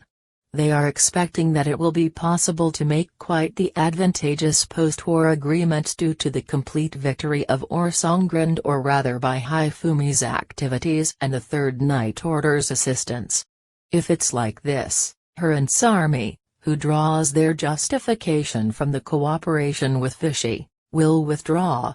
Naturally, the Second Night Order will have to withdraw as well, since they will lose their reason to be here. As a result, there won't be any military gains either. If it stays like this, only that man and the princess will be able to obtain results. It will probably become difficult to gather support for the prince. It isn't even funny that the nobles, waiting and seeing how the wind blows, have already started to change their loyalties to the prince's faction. Stifles, no matter what it takes, I want to cause a concluded situation of the Vichy area was settled by Hifumi's great efforts, and the Hurrent area was settled by the Second Night Order's great effort. But, if Hurrent retreats slowly, Hifumi will show up here. All of them are just nuisances. Stifles, he agitates the sake while complaining. At the time the alcohol scorched his throat, he suddenly hit on a good idea. Ah, that's how it is. There is no need to have only the Second Night Order shoulder everything. Besides, the evaluation of recapturing is always higher than defending if it's about accomplishments. Stifles, if he were in a calm state of mind, he might have considered other plans as well. If he had consulted with someone else, he might have come up with an even more simple strategy. However, his cornered mind steered the rudder onto an extreme course. Anyone there? Go and call the vice-captains. Stifles. Within Stifles' head, scenes of himself being thanked by the populace and Earl Byrne dying on the battlefield took shape. Yo. Yo. I am the Viscount Kamos households. Kamos, shut up. Hifumi. Hifumi interrupted the introductory words of the young noble, clad in armor, by waving his hand. Shut up? Kamos, make it clear whether you have some business with me or whether you are hindering me. Hifumi. Currently Hifumi has gone ahead, leaving the troops behind. With only Origa following him, he has ordered the troops to pursue after him, leaving all command to Alyssa. If he doesn't hurry to her it, the war will end. The hurrying Hifumi isn't even able to conceal his irritation towards the man, leading around 30 soldiers on the highway, who are now on alert. I am a person related to the 2nd Night Order's captain. The Herentaria is the 2nd Night Order's stage. Although you are the prince's favorite, don't try to do something despicable as snatching the achievements of others. As far as I can see, there is only the two of you heading there. Certainly you don't believe that you will be able to push your way through by sheer force. Hey, wait. Kamos. Hifumi, tired of the long speech, challenges Viscount Kamos to battle by galloping on his horse. Although the route was obstructed by the two confused guards on both sides of the Viscount, Hifumi drew his katana and killed them in one go. Why? Kamos, while glaring at the frightened Viscount who was shedding tears, Hifumi cold-heartedly said over his shoulders, because they were a hindrance. Hifumi, Jaya. Kamos, swinging down the katana faster than he finished to speak, he diagonally split open Viscount Kamos' face. While spilling blood and flesh, the corpse fell down from the horse. Both his hands are bent into a ridiculous direction without him even twitching anymore. As such a soldier, soldier, the shocked soldiers, seeing how Hifumi killed the Viscount without even a shred of hesitation, are furthermore assaulted by brutal wind blades. With Origa having her right arm pointing towards them, further 3 people die being cut through in the same manner. If you want to survive, run. Escape by running. Those I managed to catch up with, will die. Simple, ain't it? Hifumi, now, let's start. As Hifumi said this, the soldiers discarded their weapons and started to run away. Origa, hurry up. Hifumi, yes, I understood. Origa, while putting several of the escapees to the sword by riding alongside the highway, Hifumi heads towards the battlefield. If I don't hurry, my share of killing will decrease. Hifumi, in a sense, even Hifumi became impatient. This way. Bayirivara, secretly leaving the village, Rybezl was brought close to the border by Bayirivara. A place with a steep cliff became visible. Isn't there just a cliff here? At such location. Rybezl, well, please watch.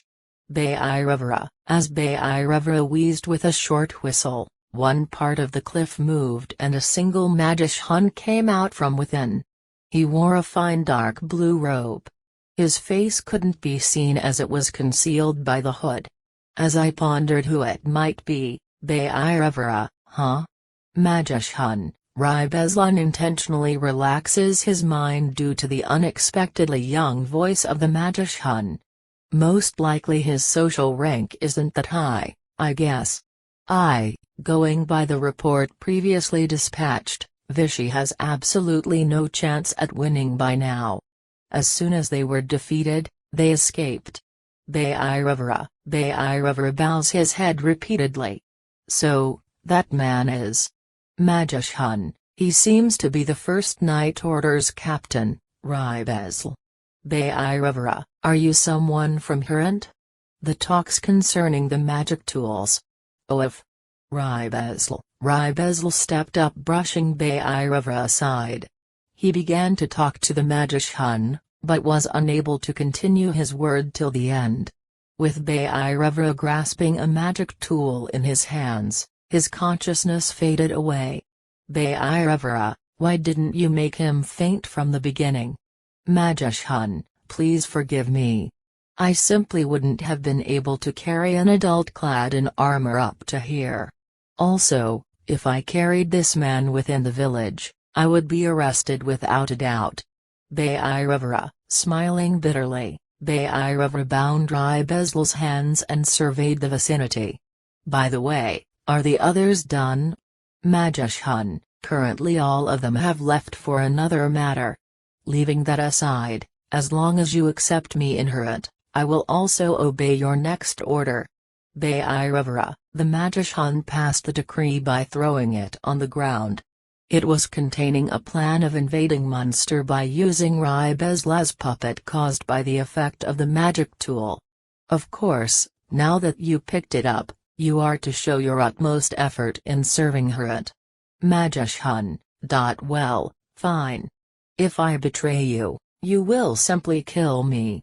Apart from that, I want to finish installing the magic tool before this guy wakes up. Let's strip off the armor. Bhairava, Magician, rolling the fainted Ribesl over so that he faced upwards, Bhairava skillfully removed the armor while the magician took out a magic tool from within his pocket. It resembled the magic tool that was used by the rampaging person, who Hifumi killed, quite a lot. Is this the aforementioned improved version? Bhairava, if you use this, it will strengthen the body. He will become a puppet devoid of any human emotions.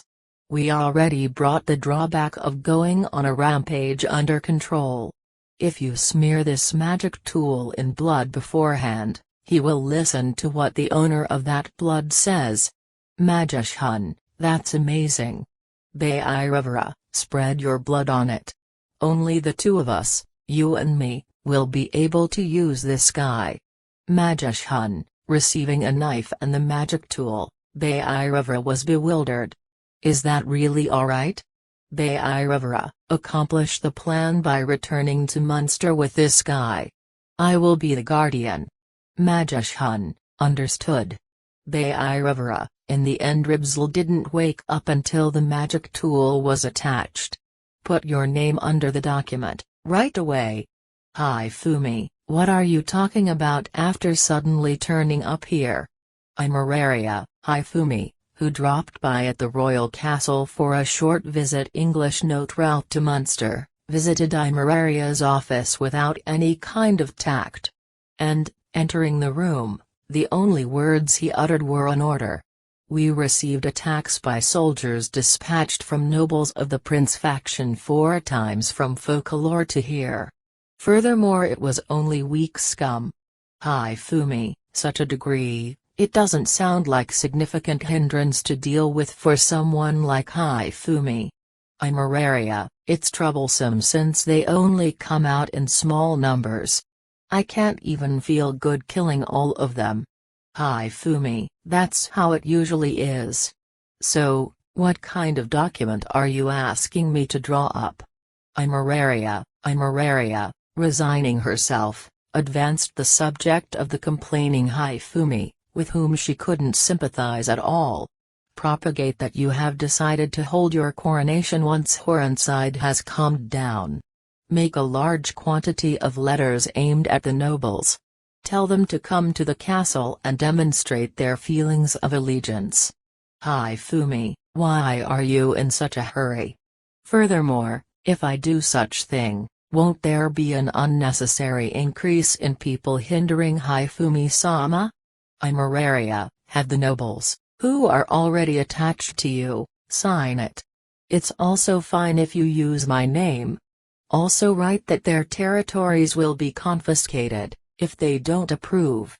In case they still refuse, it will be easy to crush them as we would be able to distinguish by where they are from. And, it will also be good, if you put in that your younger brother steps back from the center stage of politics due to sickness. Hifumi, understood. If that kid understands and steps back because of that, that kid's life will be. Imararia turns her eyes towards Hifumi, who tries to leave having said all that he had to say, as if clinging on to him. As he is your brother, let's pray that he isn't that much of a fool. Hifumi, the maid entered carrying the black tea, crossing paths with the leaving Hifumi. I'm very sorry. The black tea wasn't in time. Maid, turning towards the bowing maid, Imararia, with a worn-out smile, told the maid that she wanted only her own share and asked her that she wanted her to come back. I will write letters from now on. Since I want to request some of the knights to carry them, would you please summon them? Imararia, certainly. Maid, devoting all her might to the words, Imararia is planning to write a letter to her younger brother. There should be no way for him to not comprehend his own position, since that kid also received education as royalty, she believes.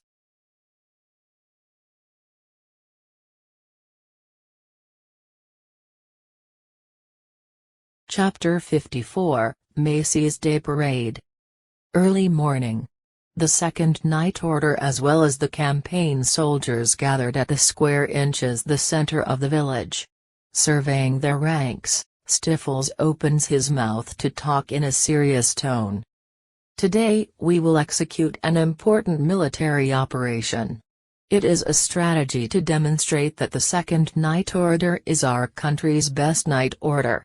It is absolutely unforgivable to fail it. Stiffles, will it become a full-scale war again? With tensed expressions the knights and soldiers straightened their backs. However, the vice-captains, knowing about the strategy that will be explained from here on, stiffened intention for a different meaning. The operation will be simple. We will provoke the enemy at the national border and lure them into our country. We will then attack the enemy, who will be cut off from Huron's territory after they entered our country, from the rear.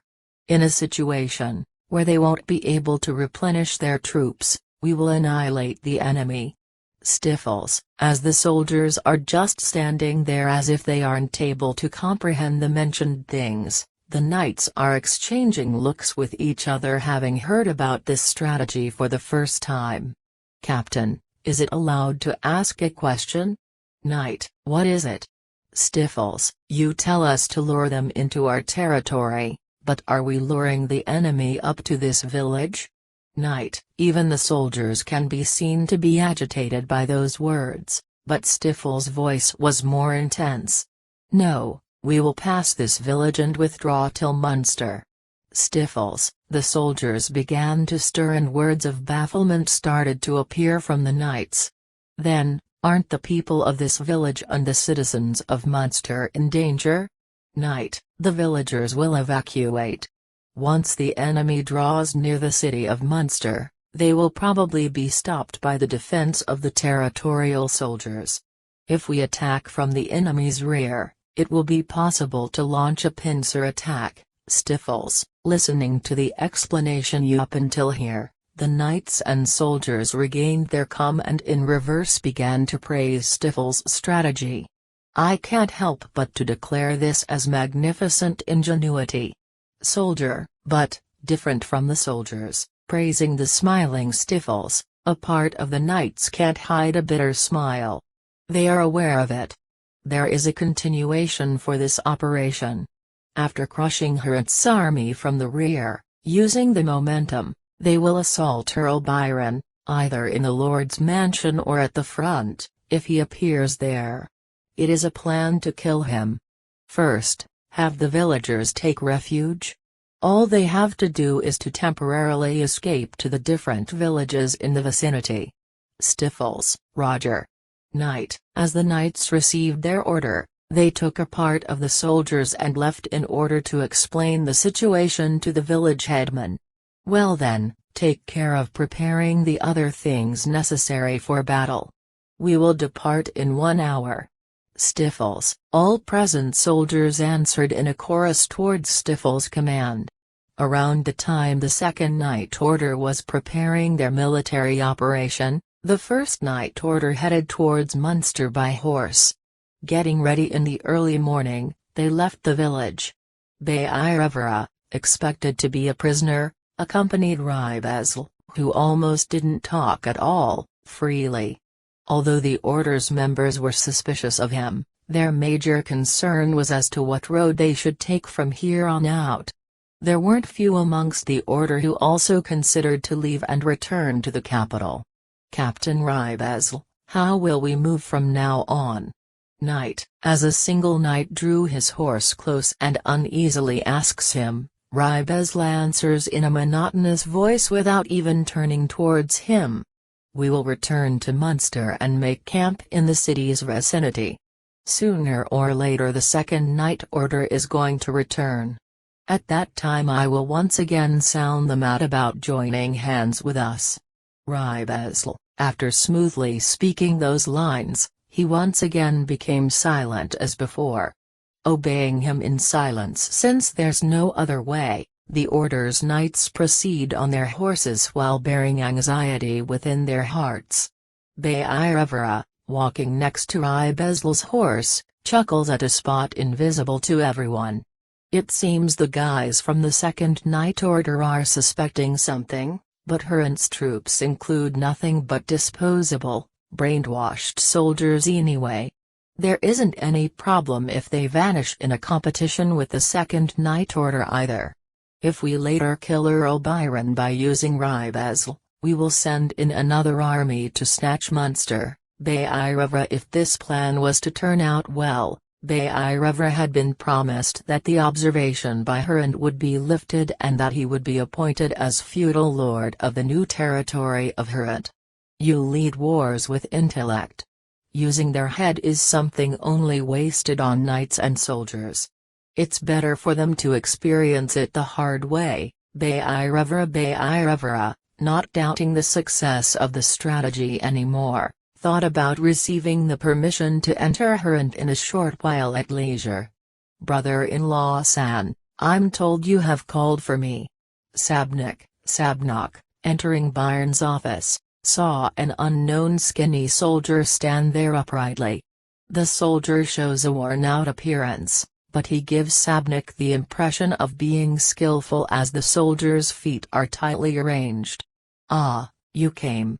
Byron introduced the standing soldier to Sabnok, who sat down on the sofa, without moving from his desk. He is a territorial soldier called Hack. His strength lies in gathering intelligence. I am relying on him quite a lot. Byron, the soldier called Hack, straightened his back with a snap due to Byron's words. Gathering intelligence. Is there something you are interested in? Sabnok. Because of Sabnok's question, Byron had Hack do the explanation. Well then. Hack turned his body towards Sabnok, who corrected his seated posture. The Second Night Order's captain, Stifles, moved on to the next stage of his plan of drawing in Hrant's army, spread out in the vicinity of the border, lure them onto our territory and stand up against them in battle. Evacuating the common villagers at the border's village, they will pull the enemy up until Munster by having them pass through the village. He plans to do a pincer attack in cooperation with our territorial army. He wants to annihilate the enemy army isolated on Norsangren's ground. Those are the details. They have already started marching towards the border. I think they should be coming in contact with Hrant's army right about now. Hack, as the details were explained smoothly, Sabnok tilted his head to the side in confusion. Pincer attack? Brother-in-law San, are you going to cooperate with the Second Night Order? Sabnok, no, not at all. I haven't heard anything about such talks. It's unthinkable for me to follow that plan. Byron, expressing a smile, Byron thrust up the index finger. I guess most likely they intend to claim the achievement for themselves, dragging us into it on their own accord. The story should go like launching a surprise attack by cowardly methods. The enemy was even allowed to invade the country's soil. We killed them before Munster. Or something like that? Byron, such a thing. Sabnik, they will be able to fabricate this, I think, if there isn't anyone to take an opposing opinion. Byron accurately saw through Stiffel's aim. For Stiffles, who has his back to the wall, he will be able to gain power as the head of the Prince faction, if he manages to obtain military gains counteracting Hifumi, as the First Night Order is currently in a state close to destruction. Amongst that, it will also be possible to whittle down the influence of the Prince's faction if Byron is killed. In other words, he is planning to kill brother-in-law San. Sabnik, if he knew about the matter of you being here as well, he would likewise aim at all of you from the Third Night Order. Byron, if the Princess faction has no evidence, there will only be the Second Night Order to verify the flow of the battle, is what Stiffles should be thinking, Byron points out. Sabnik curbed the inner corners of his eyes. Folklore as well as here, there are only things giving him a headache. And, what will brother-in-law San do? Sabnik, certainly, I don't think he will go along with Stiffles' plan. Sabnik offered his sympathy. Naturally, the plans, I mentioned the other day, are for such occasions as well. Well then, there is something our Earl Byron household wants to officially request from the Third Night Order. Byron, let's hear about it. Sabnik. Byron laughed impishly towards Sabnik, whose face became serious. I want to entrust you with the guarding of all citizens of Munster. Outside of the city. Byron, ha? Sabnik, Stiffles was irritated by unusually not receiving any reports from the messenger soldiers left behind at Munster. At this time all of the soldiers affiliated to the Second Night Order, left behind at Munster because of Byron's order, had already been restrained, but Stiffles had no means to know about this fact. It can't be helped. Once the enemy floods the gate of the city, the territorial soldiers won't be able to move anyway. Stiffles, the provocation unit, led by the vice-captains, has already attacked the border. If all goes by plan, they can expect the unit, dragging the enemy behind, to return to the village soon. At the time the enemy becomes visible, the main force will show a rushed withdrawal led by Stiffles.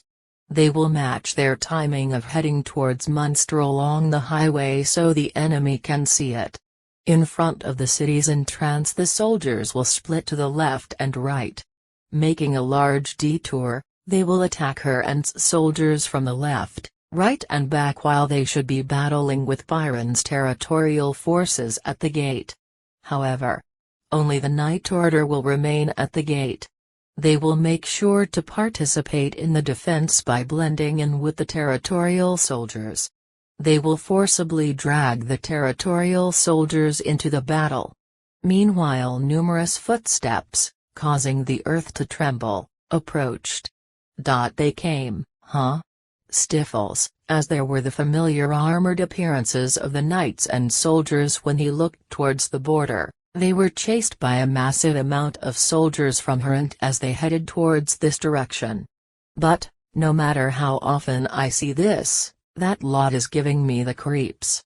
Stiffles, the soldiers from Harant don't raise their voices and neither do their faces stiffen.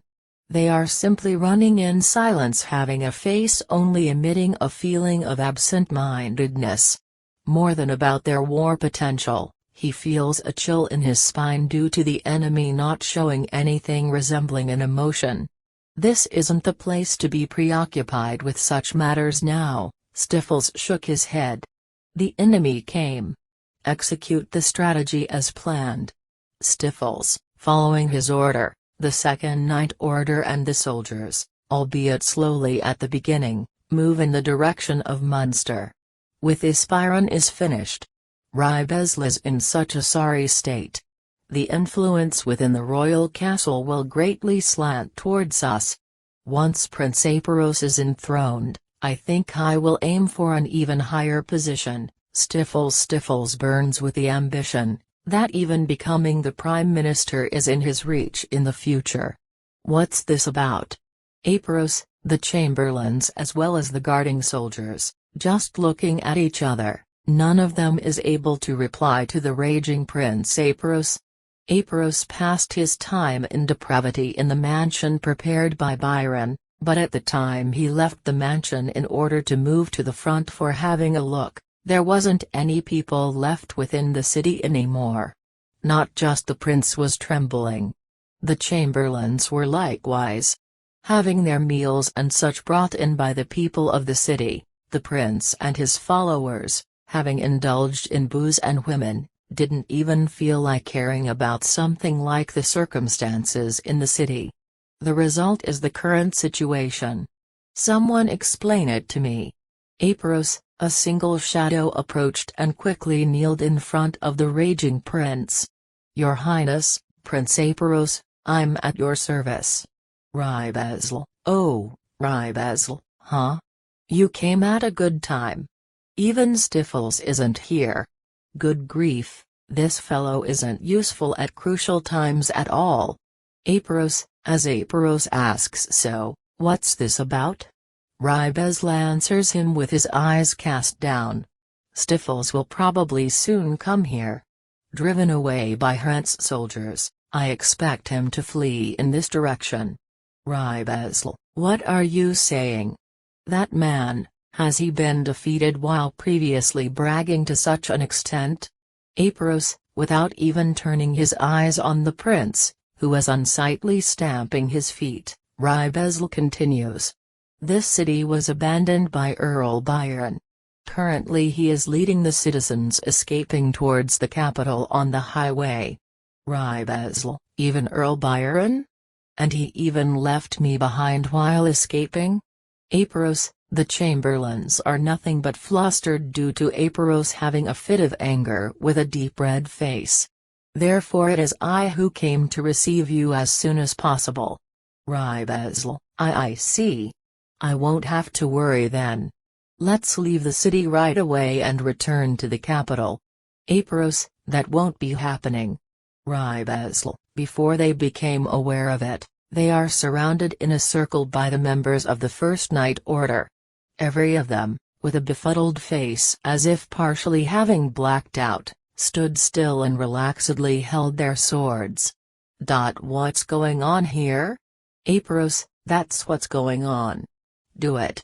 Rybezl, following Rybezl's order, the First Night Order swung down their swords at the chamberlains and guards. Apros' surroundings transformed into a pool of blood in an instant. What? Apros, backing off with quivering legs in a state of barely remaining standing, is easily seized by Rybezl and has his arms being bound behind his back. Stop. What rudeness. Doing such a thing to me. Apros, it has been an easy win just because you have panicked at this place. Bayravra, the concealed Bayravra gets close in front of Apros. In his hands he is grasping the magic tool that was installed on Rybezl and the other knights. Who are you, bastard? What's this? Stop it. Apros, don't worry, you won't feel any pain. Far from pain, you won't feel anything at all after having it attached. Bayravra, stop. Apros, rolling up the expensive clothes, the magic tool was forced into the abundantly fat chest. The built-in pipes penetrated the interior of Apros' body one by one. At the beginning the prince was afraid and spasmed, but before long he became limp and ceased moving. Upon Bayravra's command, stand up, the lying down Apros stood up unsteadily. There can't be seen any light in his pupils anymore. Kukaku. Bayravra, by no means I expected it to go so smoothly up to this point. Bayravra couldn't hold back his laughter. On top of capturing the prince alive, Bayravra was able to literally make him a puppet. I wonder how much appreciation I will earn with this accomplishment. Isn't it even possible for me to expect the position of a noble? Accompanied by the living corpse-like knights, Bairevra escaped from the city and chased after the feudal lord of Munster for the sake of gaining even more accomplishments.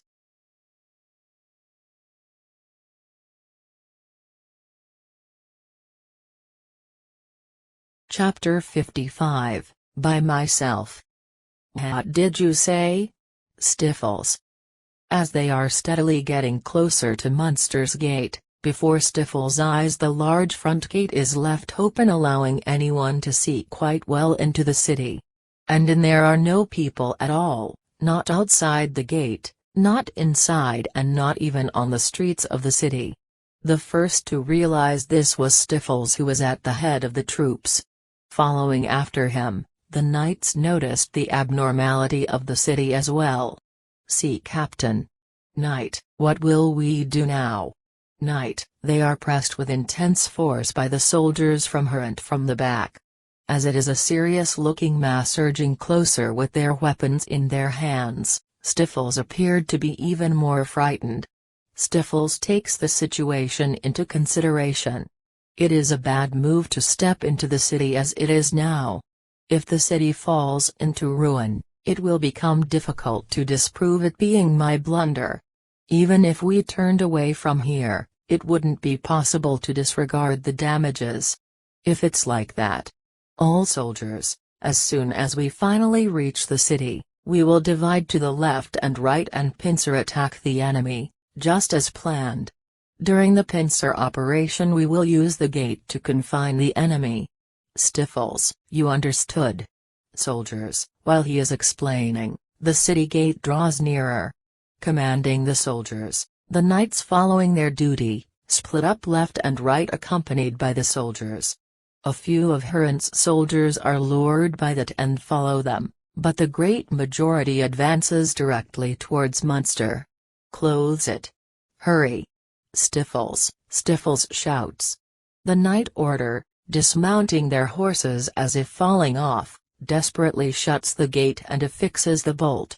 After a few moments sounds of knocking against the thick wooden gate reverberate. Furthermore, from the other side, the voices of the pincer attacking soldiers and the sounds of weapons clashing arise. While listening to the frenzied uproar on the opposite side of the door, Stifles dismounted. What is Byron thinking to abandon the city? Stifles, failing his plan, Stifles looks ahead in the direction of the side facing the royal capital, trembling in rage. Even as he watches the road in front until it gets blurry, he can't see the city's residents. "I will definitely kill you. After pulverizing the lot from Hrant, it will be your turn, you son of a bitch." Stifles, Earl Byron was at the end of the line of the escaping residents in Munster, close to the exit towards the royal capital.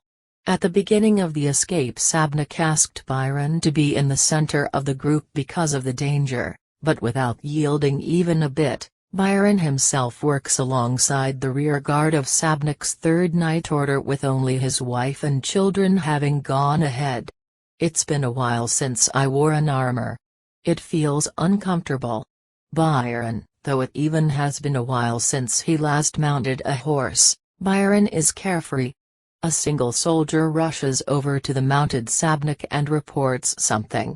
The messenger came. "Brother-in-law San, it seems the enemy army arrived at Munster." Sabnik, "Ah, the enemy army, eh? It is nice if they gather all together like this." Byron, feeling like he can hear the sounds of the death struggle in the far distance, Byron looks up to the sky while pondering. "It will become easy if we can successfully meet up with Earl Touno on the road leading to the capital after this." Byron, the city's residents have evacuated from the city beforehand. It has been decided that they will return once the battle finishes. As it is a city close to the national border, Byron naturally had plans for fleeing prepared, but he didn't really believe that the day he would use those plans would ever come. Although it was quite the burden on the residents, They had no choice but to make a clear decision of moving rather than losing their lives. Certainly, if Hifumi-san arrives, it will probably decide the victory here. Sabnik, if he properly identifies us as allies. Sabnik added within his mind. Sabnok, someone is approaching. Byron, it was a single associated knight, but as he dismounted the horse he drew his sword while raising his voice to a roar. Brother-in-law San, please stand back. We don't know whether he is an ally or an enemy. Sabnik, descending from his horse, Sabnik draws his sword. Swordsmanship isn't really my strong point, but whatever, Sabnik. While hiding his sigh, Sabnik set up his stance cautiously and saw the First Knight Order's Rybezel walking over gripping his spear. And as he led the First Knight Order's members, the figure of Prince Aparos could be seen. Furthermore, there was a single unknown man besides the prince. Captain Rybezel. Prince Aparos? Knight. Someone from the Third Knight Order raised their voice in surprise. But Sabnik had a bad feeling about this. There aren't any chamberlains and exclusive guards with the prince. It's a somehow strange situation. And he remembers he had seen people with such an aura drifting about somewhere. Searching his mind for a few seconds, he recalled the incident Hifumi encountered in folklore. All hands, don't lower your guard. These guys are controlled by a magic tool. Sabnik, eh? Knight, a single knight, being late in his decision for an instant, was pierced by Rybezel's spear. Gyu. Knight, you asshole. Knight B, at once it turned into a melee. The number of knights on either side is almost the same. Sabnik's group thought it would be fine if they endured until the other members of the Third Knight Order and Byron's territorial soldiers came running, but they were forced into hard fight exceeding their assumptions. These fellows keep on fighting even if they lose an arm. Knight, it is just as it was written in the report. Calm down and deliver fatal wounds. Sabnik. Don't get cc closer. Knight, the First Knight Order's moves have become a little bit dull due to the influence of the magic tool, however that doesn't particularly change the fact that they are formidable opponents for the Third Knight Order, who isn't accustomed to combat. And now you are my opponent? Sabnik, in front of Sabnok, who has his sword at the ready, stands Rybezel pushing out his spear. Although Rybezel's eyes are unfocused like the ones of a madman, he has an uncommonly intimidating air. I see, this is where I die, I guess, Sabnik. As pessimistic thoughts rise to the surface of his mind suddenly, he returns to reality due to the sound of wind being cut. Oh oops, that was dangerous. Sabnik. The spear lunges at him successively, and although he could see that it was inferior to Rybezel's ability he had seen before, it was barely at a speed Sabnik could evade. Rybezel's physical strength isn't common either. Even stopping the thrusts with the sword's core, he is pushed to the degree of tottering. In contrast to Sabnok, who began to breathe heavily in the blink of an eye, Rybezel is calmly setting up his stance. He repelled these thrusts easily. Hifumi-san is a monster after all. You are. Sabnik, suddenly being pushed from the back, Sabnik walks 2-3 steps towards Rybezel. Having Rybezel approach in front, Sabnik jumped to the side in a hurry, rolling over on the ground and avoided the spear's attack that way. Phew. Sabnik, scurrying away from Rybezel's range. Sabnik stood up, leaking a disgruntled voice. Who is a monster? And also, don't try to recklessly compete with the range of a spear-wielding opponent. Go ahead, forward with you. Hifumi, looking at the owner of that voice, Sabnik saw a youth with his sharp eyes with their dark pupils and his black hair and recognized him. As usual, he wore weird clothes and the katana was affixed to his waist. While holding the counterweight of the Kusa origami in his hand and spinning it around in circles, Hifumi appears at the front without hesitation. Hifumi-san? No matter how you look at it, you are here too fast. Sabnik, this guy is my prey. You have missed your chance, slowpoke. Ah. Hifumi frowned due to Ribezel's state, and after looking around he sighed. He isn't even conscious, huh? He became boring. Hifumi, shaking his head, Hifumi doesn't care about Ribezel's spear approaching him. Watch out. Sabnik, without even minding Sabnik's shout, Hifumi avoids the thrust by having half his body turned sideways. He also slashes at the blade of the spear the moment its forward movement stopped, and using the chains it doesn't touch his body. Hifumi, taking some distance by pushing the continuously thrusting Ribezel away with a front kick into his stomach, swung the counterweight once again and nailed it into the face of his opponent.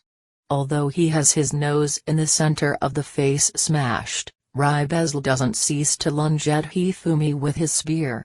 One of Ribezel's eyes leaps out of its socket and a large amount of blood flows from his eyes, nose and mouth. Even so, Ribezel doesn't stop. What a lifeless doll. Without having a reason to fight, his attacks etc. are no different from some kind of broken machine. Hifumi, during the time he utters those words, Hifumi, avoiding the spearhead safely, roughly cuts at Ribezel's arms, injuring them in the process with the sickle, held in his left hand. Hifumi-san, on top of not feeling any pain, those guys don't feel anything like fear. Even if you plaster them with wounds. Huh? Sabnik, as Ribezel's movements gradually became sluggish, Sabnik tilted his head to the side in confusion. If it's a living thing, it will have its body restricted after losing a fixed amount of blood. It has nothing to do with pain or fear. Hifumi, I think you should know at least this much, Hifumi said while Ribezel lost the strength to raise his arms and finally dropped to his knees. Hifumi, storing away the Kusa origami and quickly drawing the katana from his waist, assaulted the front of Ribezel's armor. Found it. Hifumi tightly grabbed the magic tool, exposed to the air, with his left hand and forcibly tore it off. Stretching the pipes embedded in Ribezel's body, they are plucked out, making a sound of ripping. The spasming Ribezel, having all of the pipes torn off, collapsed lying spread eagle while facing up. Ribezel, his consciousness has returned, eh? Hifumi, Ribezel, having regained his senses, is bewildered at his own unmovable body. You bastard are. My body, what did you? What the heck happened? Ribezel, don't know. As far as I know, the only thing now waiting for you is death. Hifumi, what did you? Ribezel, Hifumi standing up and piercing the bare chest with the katana, lifted up the corners of his mouth as he sensed the feeling of the katana penetrating the heart being transmitted to his right hand. If you kill it has to be a human and not a doll. Hifumi, while looking with great interest at the katana, which hasn't much blood on it due to the blood having dwindled before, he wipes it with a paper and stores it in the scabbard. Hifumi-san, if Captain Ribezel's consciousness has returned before, then. Sabnik, Hifumi answered that's right to the timidly approaching Sabnik. I took a chance and tested it out. Unexpectedly his consciousness returned completely. Dying without being aware of it is even for me stupid. It was a good discovery. Hifumi, Sabnik and Byron, watching the whole thing from the start to the end, didn't say anything to Hifumi, who showed an extremely pleased face, for a while. Well then, I am still not finished with my prey yet. Hifumi, taking out the Chigariki as his next weapon and grasping it firmly, Hifumi, with a light stride without any fervor, heads towards the battlefield where the melee between the first and third Night Order continues. Watching this, Sabnik yelled in a hurry, "Third Night Order! All members run away! Sabnik, it's bad." Bayirevra, when the fight begun, Bayirevra distanced himself a bit. Watching the death of Rybezl, he was stricken by fright. Being under the influence of the magic tool, Rybezl, being a murdering doll without feeling any dread, wasn't just lightly dealt with but also expressly had his consciousness returned before getting killed. Due to the act which can't be called anything but abnormal, Bayirevra trembled in horror in regards of the man called Hifumi, not because of his strength but rather because of his madness. When he tried to leave the battlefield by crawling as it was a good thing no one saw him, an intense pain traveled through his calf. Jaya.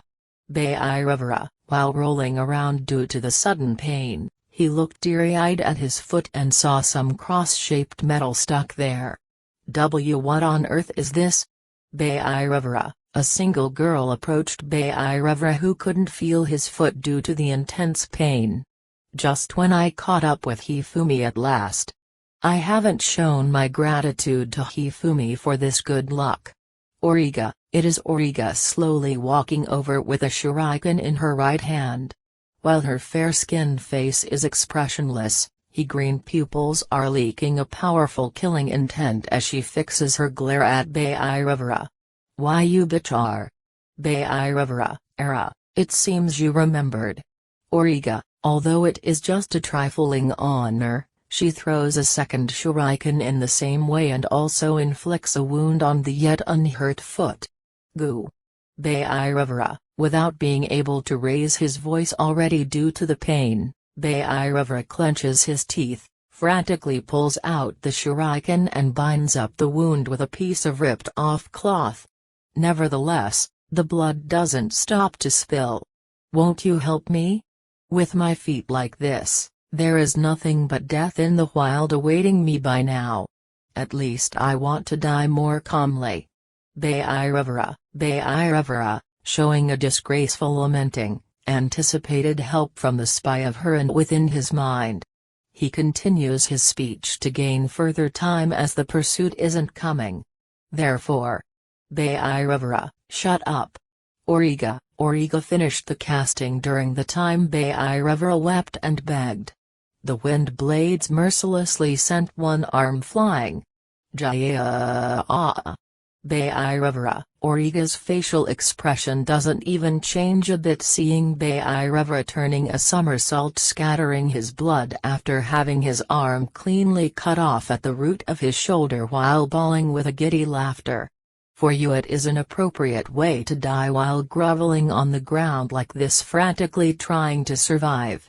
Have a disgraceful, uncouth and gruesome death. And only after that the possibility of me forgiving your deeds might appear. Origa, by now, he isn't capable to even talk anymore. Bayirevra, restlessly stirring his injured feet and trying to move to escape the predicament, repeats his talking about help as if in delirium. Origa doesn't listen to him. You probably don't understand the humiliation we suffered. I don't want you to understand it either. If we didn't have the luck to be picked up by Hifumi, by now we would. Origa, drawing near to the struggling Bayirevra, she tramples down on his abdomen and his movement ceases. Beginning to have a hazy consciousness due to the blood loss, Origa is reflected in Bayirevra's blurry field of vision. He watched her taking off the dagger fixed to her wrist and grasping it tightly in her right hand. Hifumi-sama, I wish to express my gratitude. I am able to carry out my revenge with this. And, look Kasha, at the way our foe heads towards his death. Origa, murmuring as if she is holding a conversation with someone bit by bit, swung down the dagger with all her strength towards Bayirevra's chest. Being stabbed in the heart, it was an instant death for Bayirevra. Having pulled out the dagger, Origa noticed herself sobbing. She doesn't understand the reason for those tears either, but just by finishing her revenge, she could definitely feel the liberation of her own heart within her chest.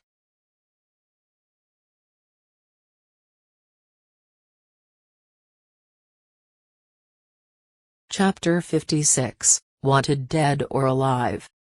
At the time Origa joined up with Hifumi, the First Night Order was already close to complete annihilation. Swinging the chains of the Chigariki, he hits the knights with the counterweight firmly. He focuses his aim on faces and noses, and once their movements grow dull, he strikes at their necks. Broken teeth and blood are scattered all over. On one side there are the fallen members of the First Night Order, of whom none are breathing anymore. Everyone of the Third Night Order, noticing Hifumi's approach due to Sabnik's warning, withdrew from the battlefield in panic. Even the last member of the First Night Order, coming thrusting his spear, had the spearhead arrested and his stance broken. He fell down by being tripped up. It's the end. Hifumi. The knight, having his neck broken by being stepped on, died spurting blood from his mouth. All right, they were disposed of, huh? Hifumi. Putting away the Chigariki, he puts the somehow disheveled gi in order just as Origa is drawing close. Hifumi-sama, it looks like there aren't any enemies in this area left. Origa. Hifumi, listening to Origa's report, muttered, "Is that so?" After sending a fleeting glance in the direction of the gathering Third Night Order. "And I discovered Bay River not long ago." Origa. "I see. So, what happened to him?" Hifumi. "I killed him with my own hands." Origa. While stroking the dagger she fixed back on her arm again, Origa shows a face of neither sadness nor delight. Hifumi puts his hand on her shoulder. "Good work. It is finally over." Hifumi. Hifumi remembered the novel Assistance in Revenge he read once before. Although it was slightly different, for some reason, the words he casually said were something along those lines. He had a feeling that Origa at last, with those words of appreciation, was saved. Hifumi-sama. Origa.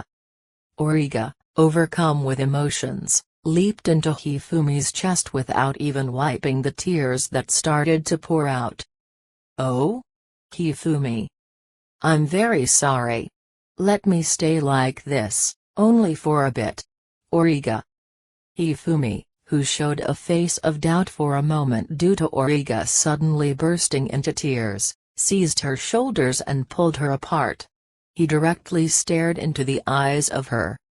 "Smile, Origa." Hifumi. "You killed your enemy, accomplishing your revenge, right? Aren't you glad? At such times you should smile." Hifumi. Origa, looking at Hifumi's face for a while, smiled cheerfully while shedding tears after having taken a deep breath in one go that resounded through her throat. "That's right. It's fine like this." Hifumi. If seen from the site, they might look like a couple that overcame some ordeal, but there are corpses of knights scattered in the surroundings.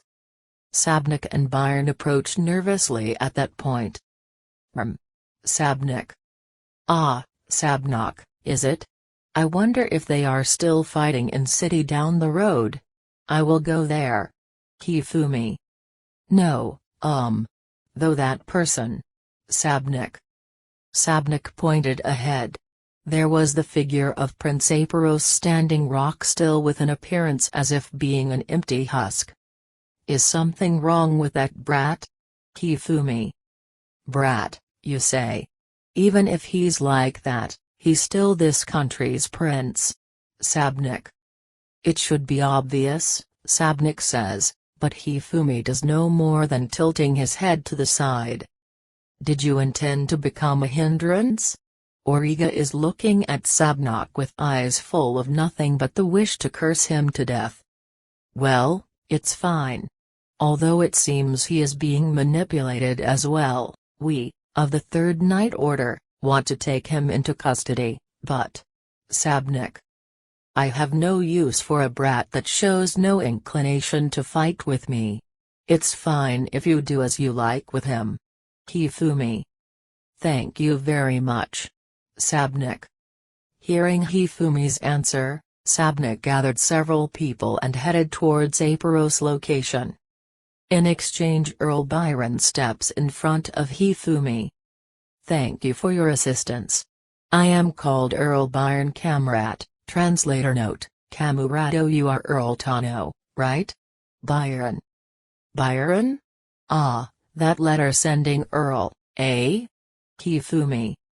That is so, on this occasion. Byron.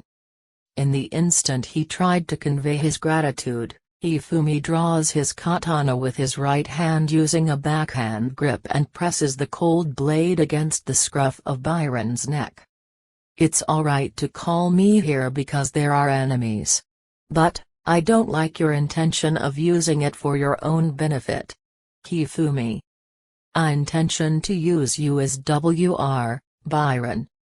To call me for the sake of protecting your city isn't using me? I came to kill the enemies, but I think it is far too good and convenient to be convinced that you aren't included as one of them. Hifumi. Until just now he had the leeway to show a smile, but now sweat was trickling down on his face. Byron saw his own reflection on the blade. I plan to personally protect the people and myself. Since there was also the Third Night Order. With the First Night Order being outside my predictions. Byron. Breathing roughly, Byron talked in broken parts. Hifumi separated the katana. As nobles of the same country, I requested the assistance of the hero Earl Touno. Byron. Because there are battles, I will go there. I don't care about the country or members of the same faction. My only criterion is whether you will become my enemy or not. The overdue territorial soldiers of folklore will come here. You are free to welcome them or to oppose them, but if you consider mutual beneficial relations, I think you should arrange something corresponding for the given benefits. Don't you think so? Hifumi. Hifumi laughs broadly. Byron began to realize the true nature of the thing he had called himself.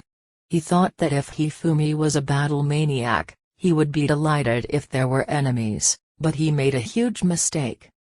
This man yearns for nothing but killing. Doesn't he have any interest in the result of a battle? Byron. He now understood the reason why Sabnik had the Third Night Order depart in a hurry at the time when Hifumi arrived. At that rate they might have been massacred in one go, as they are a Night Order as well. Looking at Hifumi's back heading in the direction of the prince, Byron took a short rest as consequence of his blunder. Shall we remove the magic tool for the time being? It will be bad if it has some side effects. It will also be bad if he acts violently. Isn't it better to take him in the current state and return to the royal capital? I have a feeling that the guys of the Prince faction will say something about this, but… With Prince Aparos standing in the middle, the knights debated their opinions, but as of yet they haven't reached a decision. Noticing that Hifumi came walking over, all of them get out of the way. Sabnik, you said that this guy is the prince. Hifumi. Please don't accelerate his death. Sabnik. I recalled that I made a promise to Imararia. I won't kill him right now. Hifumi. With those words Hifumi violently tore off the prince's clothes and grabbed the magic tool embedded in his chest. I will let that guy himself choose his own destiny. Hifumi.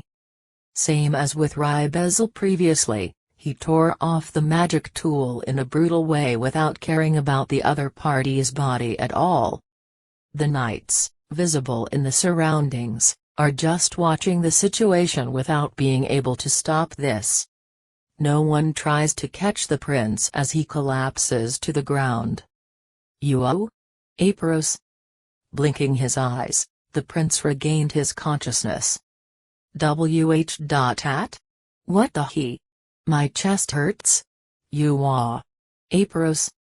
As the prince is looking at his own blood-stained body with a hole in his chest, he becomes confused right away. A magic potion was applied on him with a splashing sound. You woke up. Stand up. Hifumi. Flinging away the emptied bottle, Hifumi orders him. This is. Aparos. Although he was completely preoccupied with the healed wound, the prince quickly got up. You bastard are from that time. Aparos. The prince is glaring with eyes full of hatred, but Hifumi isn't even a bit perturbed. Well then, you have the choice to decide your fate here. Hifumi. What was that? You bastard, towards me who is the prince? Aparos. A single slap strikes Aparos' cheek. Shut up. Hifumi. Tears are gathering in Aparos' eyes as the pain makes his surroundings appear blurry. This country's throne is taken by Imeraria. Hifumi. Aparos. It's fine for you to do what you like after this. It's even alright to oppose your elder sister. There is also the way of receiving some position of allegiance. Since your mother isn't in this world anymore, relying on her is pointless even if you want to. Hifumi. Aparos opened his eyes widely due to the last words. He surveys the vicinity. Because he only recognized the face of Earl Byron, who came close, he looks at that face. Earl Byron slowly shook his head left and right. Such a. And never. Aparos. I killed her. Hifumi. Hifumi, perceiving Aparos' gaze returning to him, informs him of the truth without hesitation. You bastard. You bastard. Aparos. As the prince suffered from being seized by madness, Hifumi kicked him with his right leg, causing him to fall to the ground. Hifumi scowled at Aparos, who was unsightly, tumbling to the ground. They chose the path of hostility by themselves. And they died due to that mistake. You are free to resent me, but have to resolve yourself to bear the responsibility for that action yourself. Hifumi. Yugu. Aparos. Although Aparos is overpowered by the intimidating air of Hifumi, on top of fear, the emotion of rage is strong within him. You bastard are a parasite that has infiltrated this country. Not just ascending to a position that doesn't befits your likes, by buttering up to elder sister, you are even deceiving elder sister. I won't forgive you for kicking me who should become the king. Aparos. Does he not cease once he has started to spit out words of rage? He continues the insults towards Hifumi.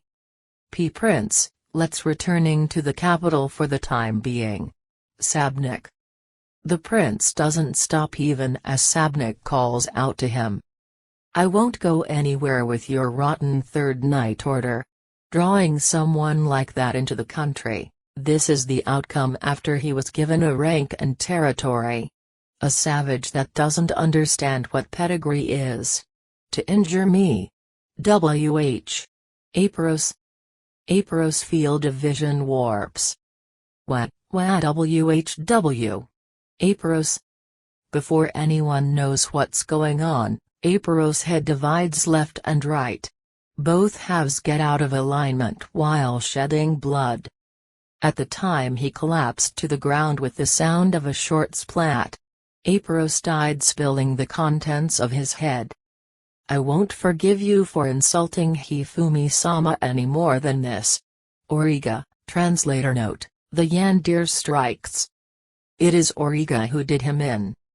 Stretching her right hand in front of her, she bisected Aparos' head, cutting it with the wind blade possessing the highest sharpness she could think of. Aka, Sabnak, translator note, an expression basically meaning shit what have you done? Just Sabnak, as the only one amongst the shocked knights, spoke up. "You will stay here. Wait for the arrival of Alyssa's group, Hifumi." As such a. Ouch. Origa. Origa squatted down, rubbing her head after she received a fist from Hifumi. "You stole my prey. Letting that foolish brat go freely like that should have created still more chaos within the country, but. Hifumi. However. Origa. Is there anyone that loses their temper over that brat from before? Anyway, the remaining lot is my prey." Hifumi. Origa, being stricken with depression, saw Hifumi off with teary eyes as he went towards Monster by himself while being indignant. "Do you have a moment? Byron?" Recovering herself, Origa bowed to Byron, who came and started talking to her. "How may I help you?" Origa. It's fine if you aren't this formal. After all, I'm in the position of having been saved by you. So, I hear that Earl Touno's troops are headed here, but since I want to welcome them to Munster, I'd like you to tell me the number of people if it suits you." Byron. If it is something like that, Origa told him the number of people and their formation.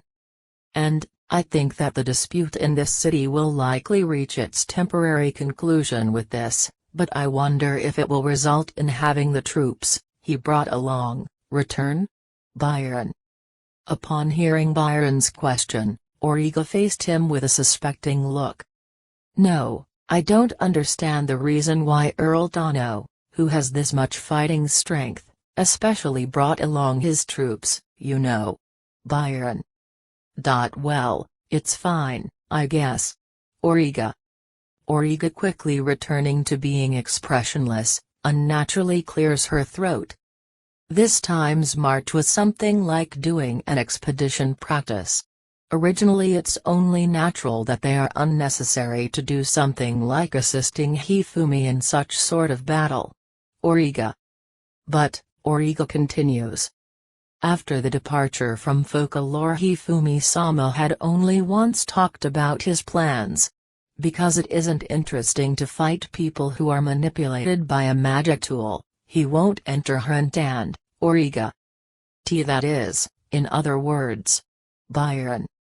As soon as our folklore territorial army has put their preparations in order, we will invade Hunt. Origa. Origa further continued as Byron was becoming pale. "If you become an obstacle, we will advance the troops to crush you in one go with that power as well."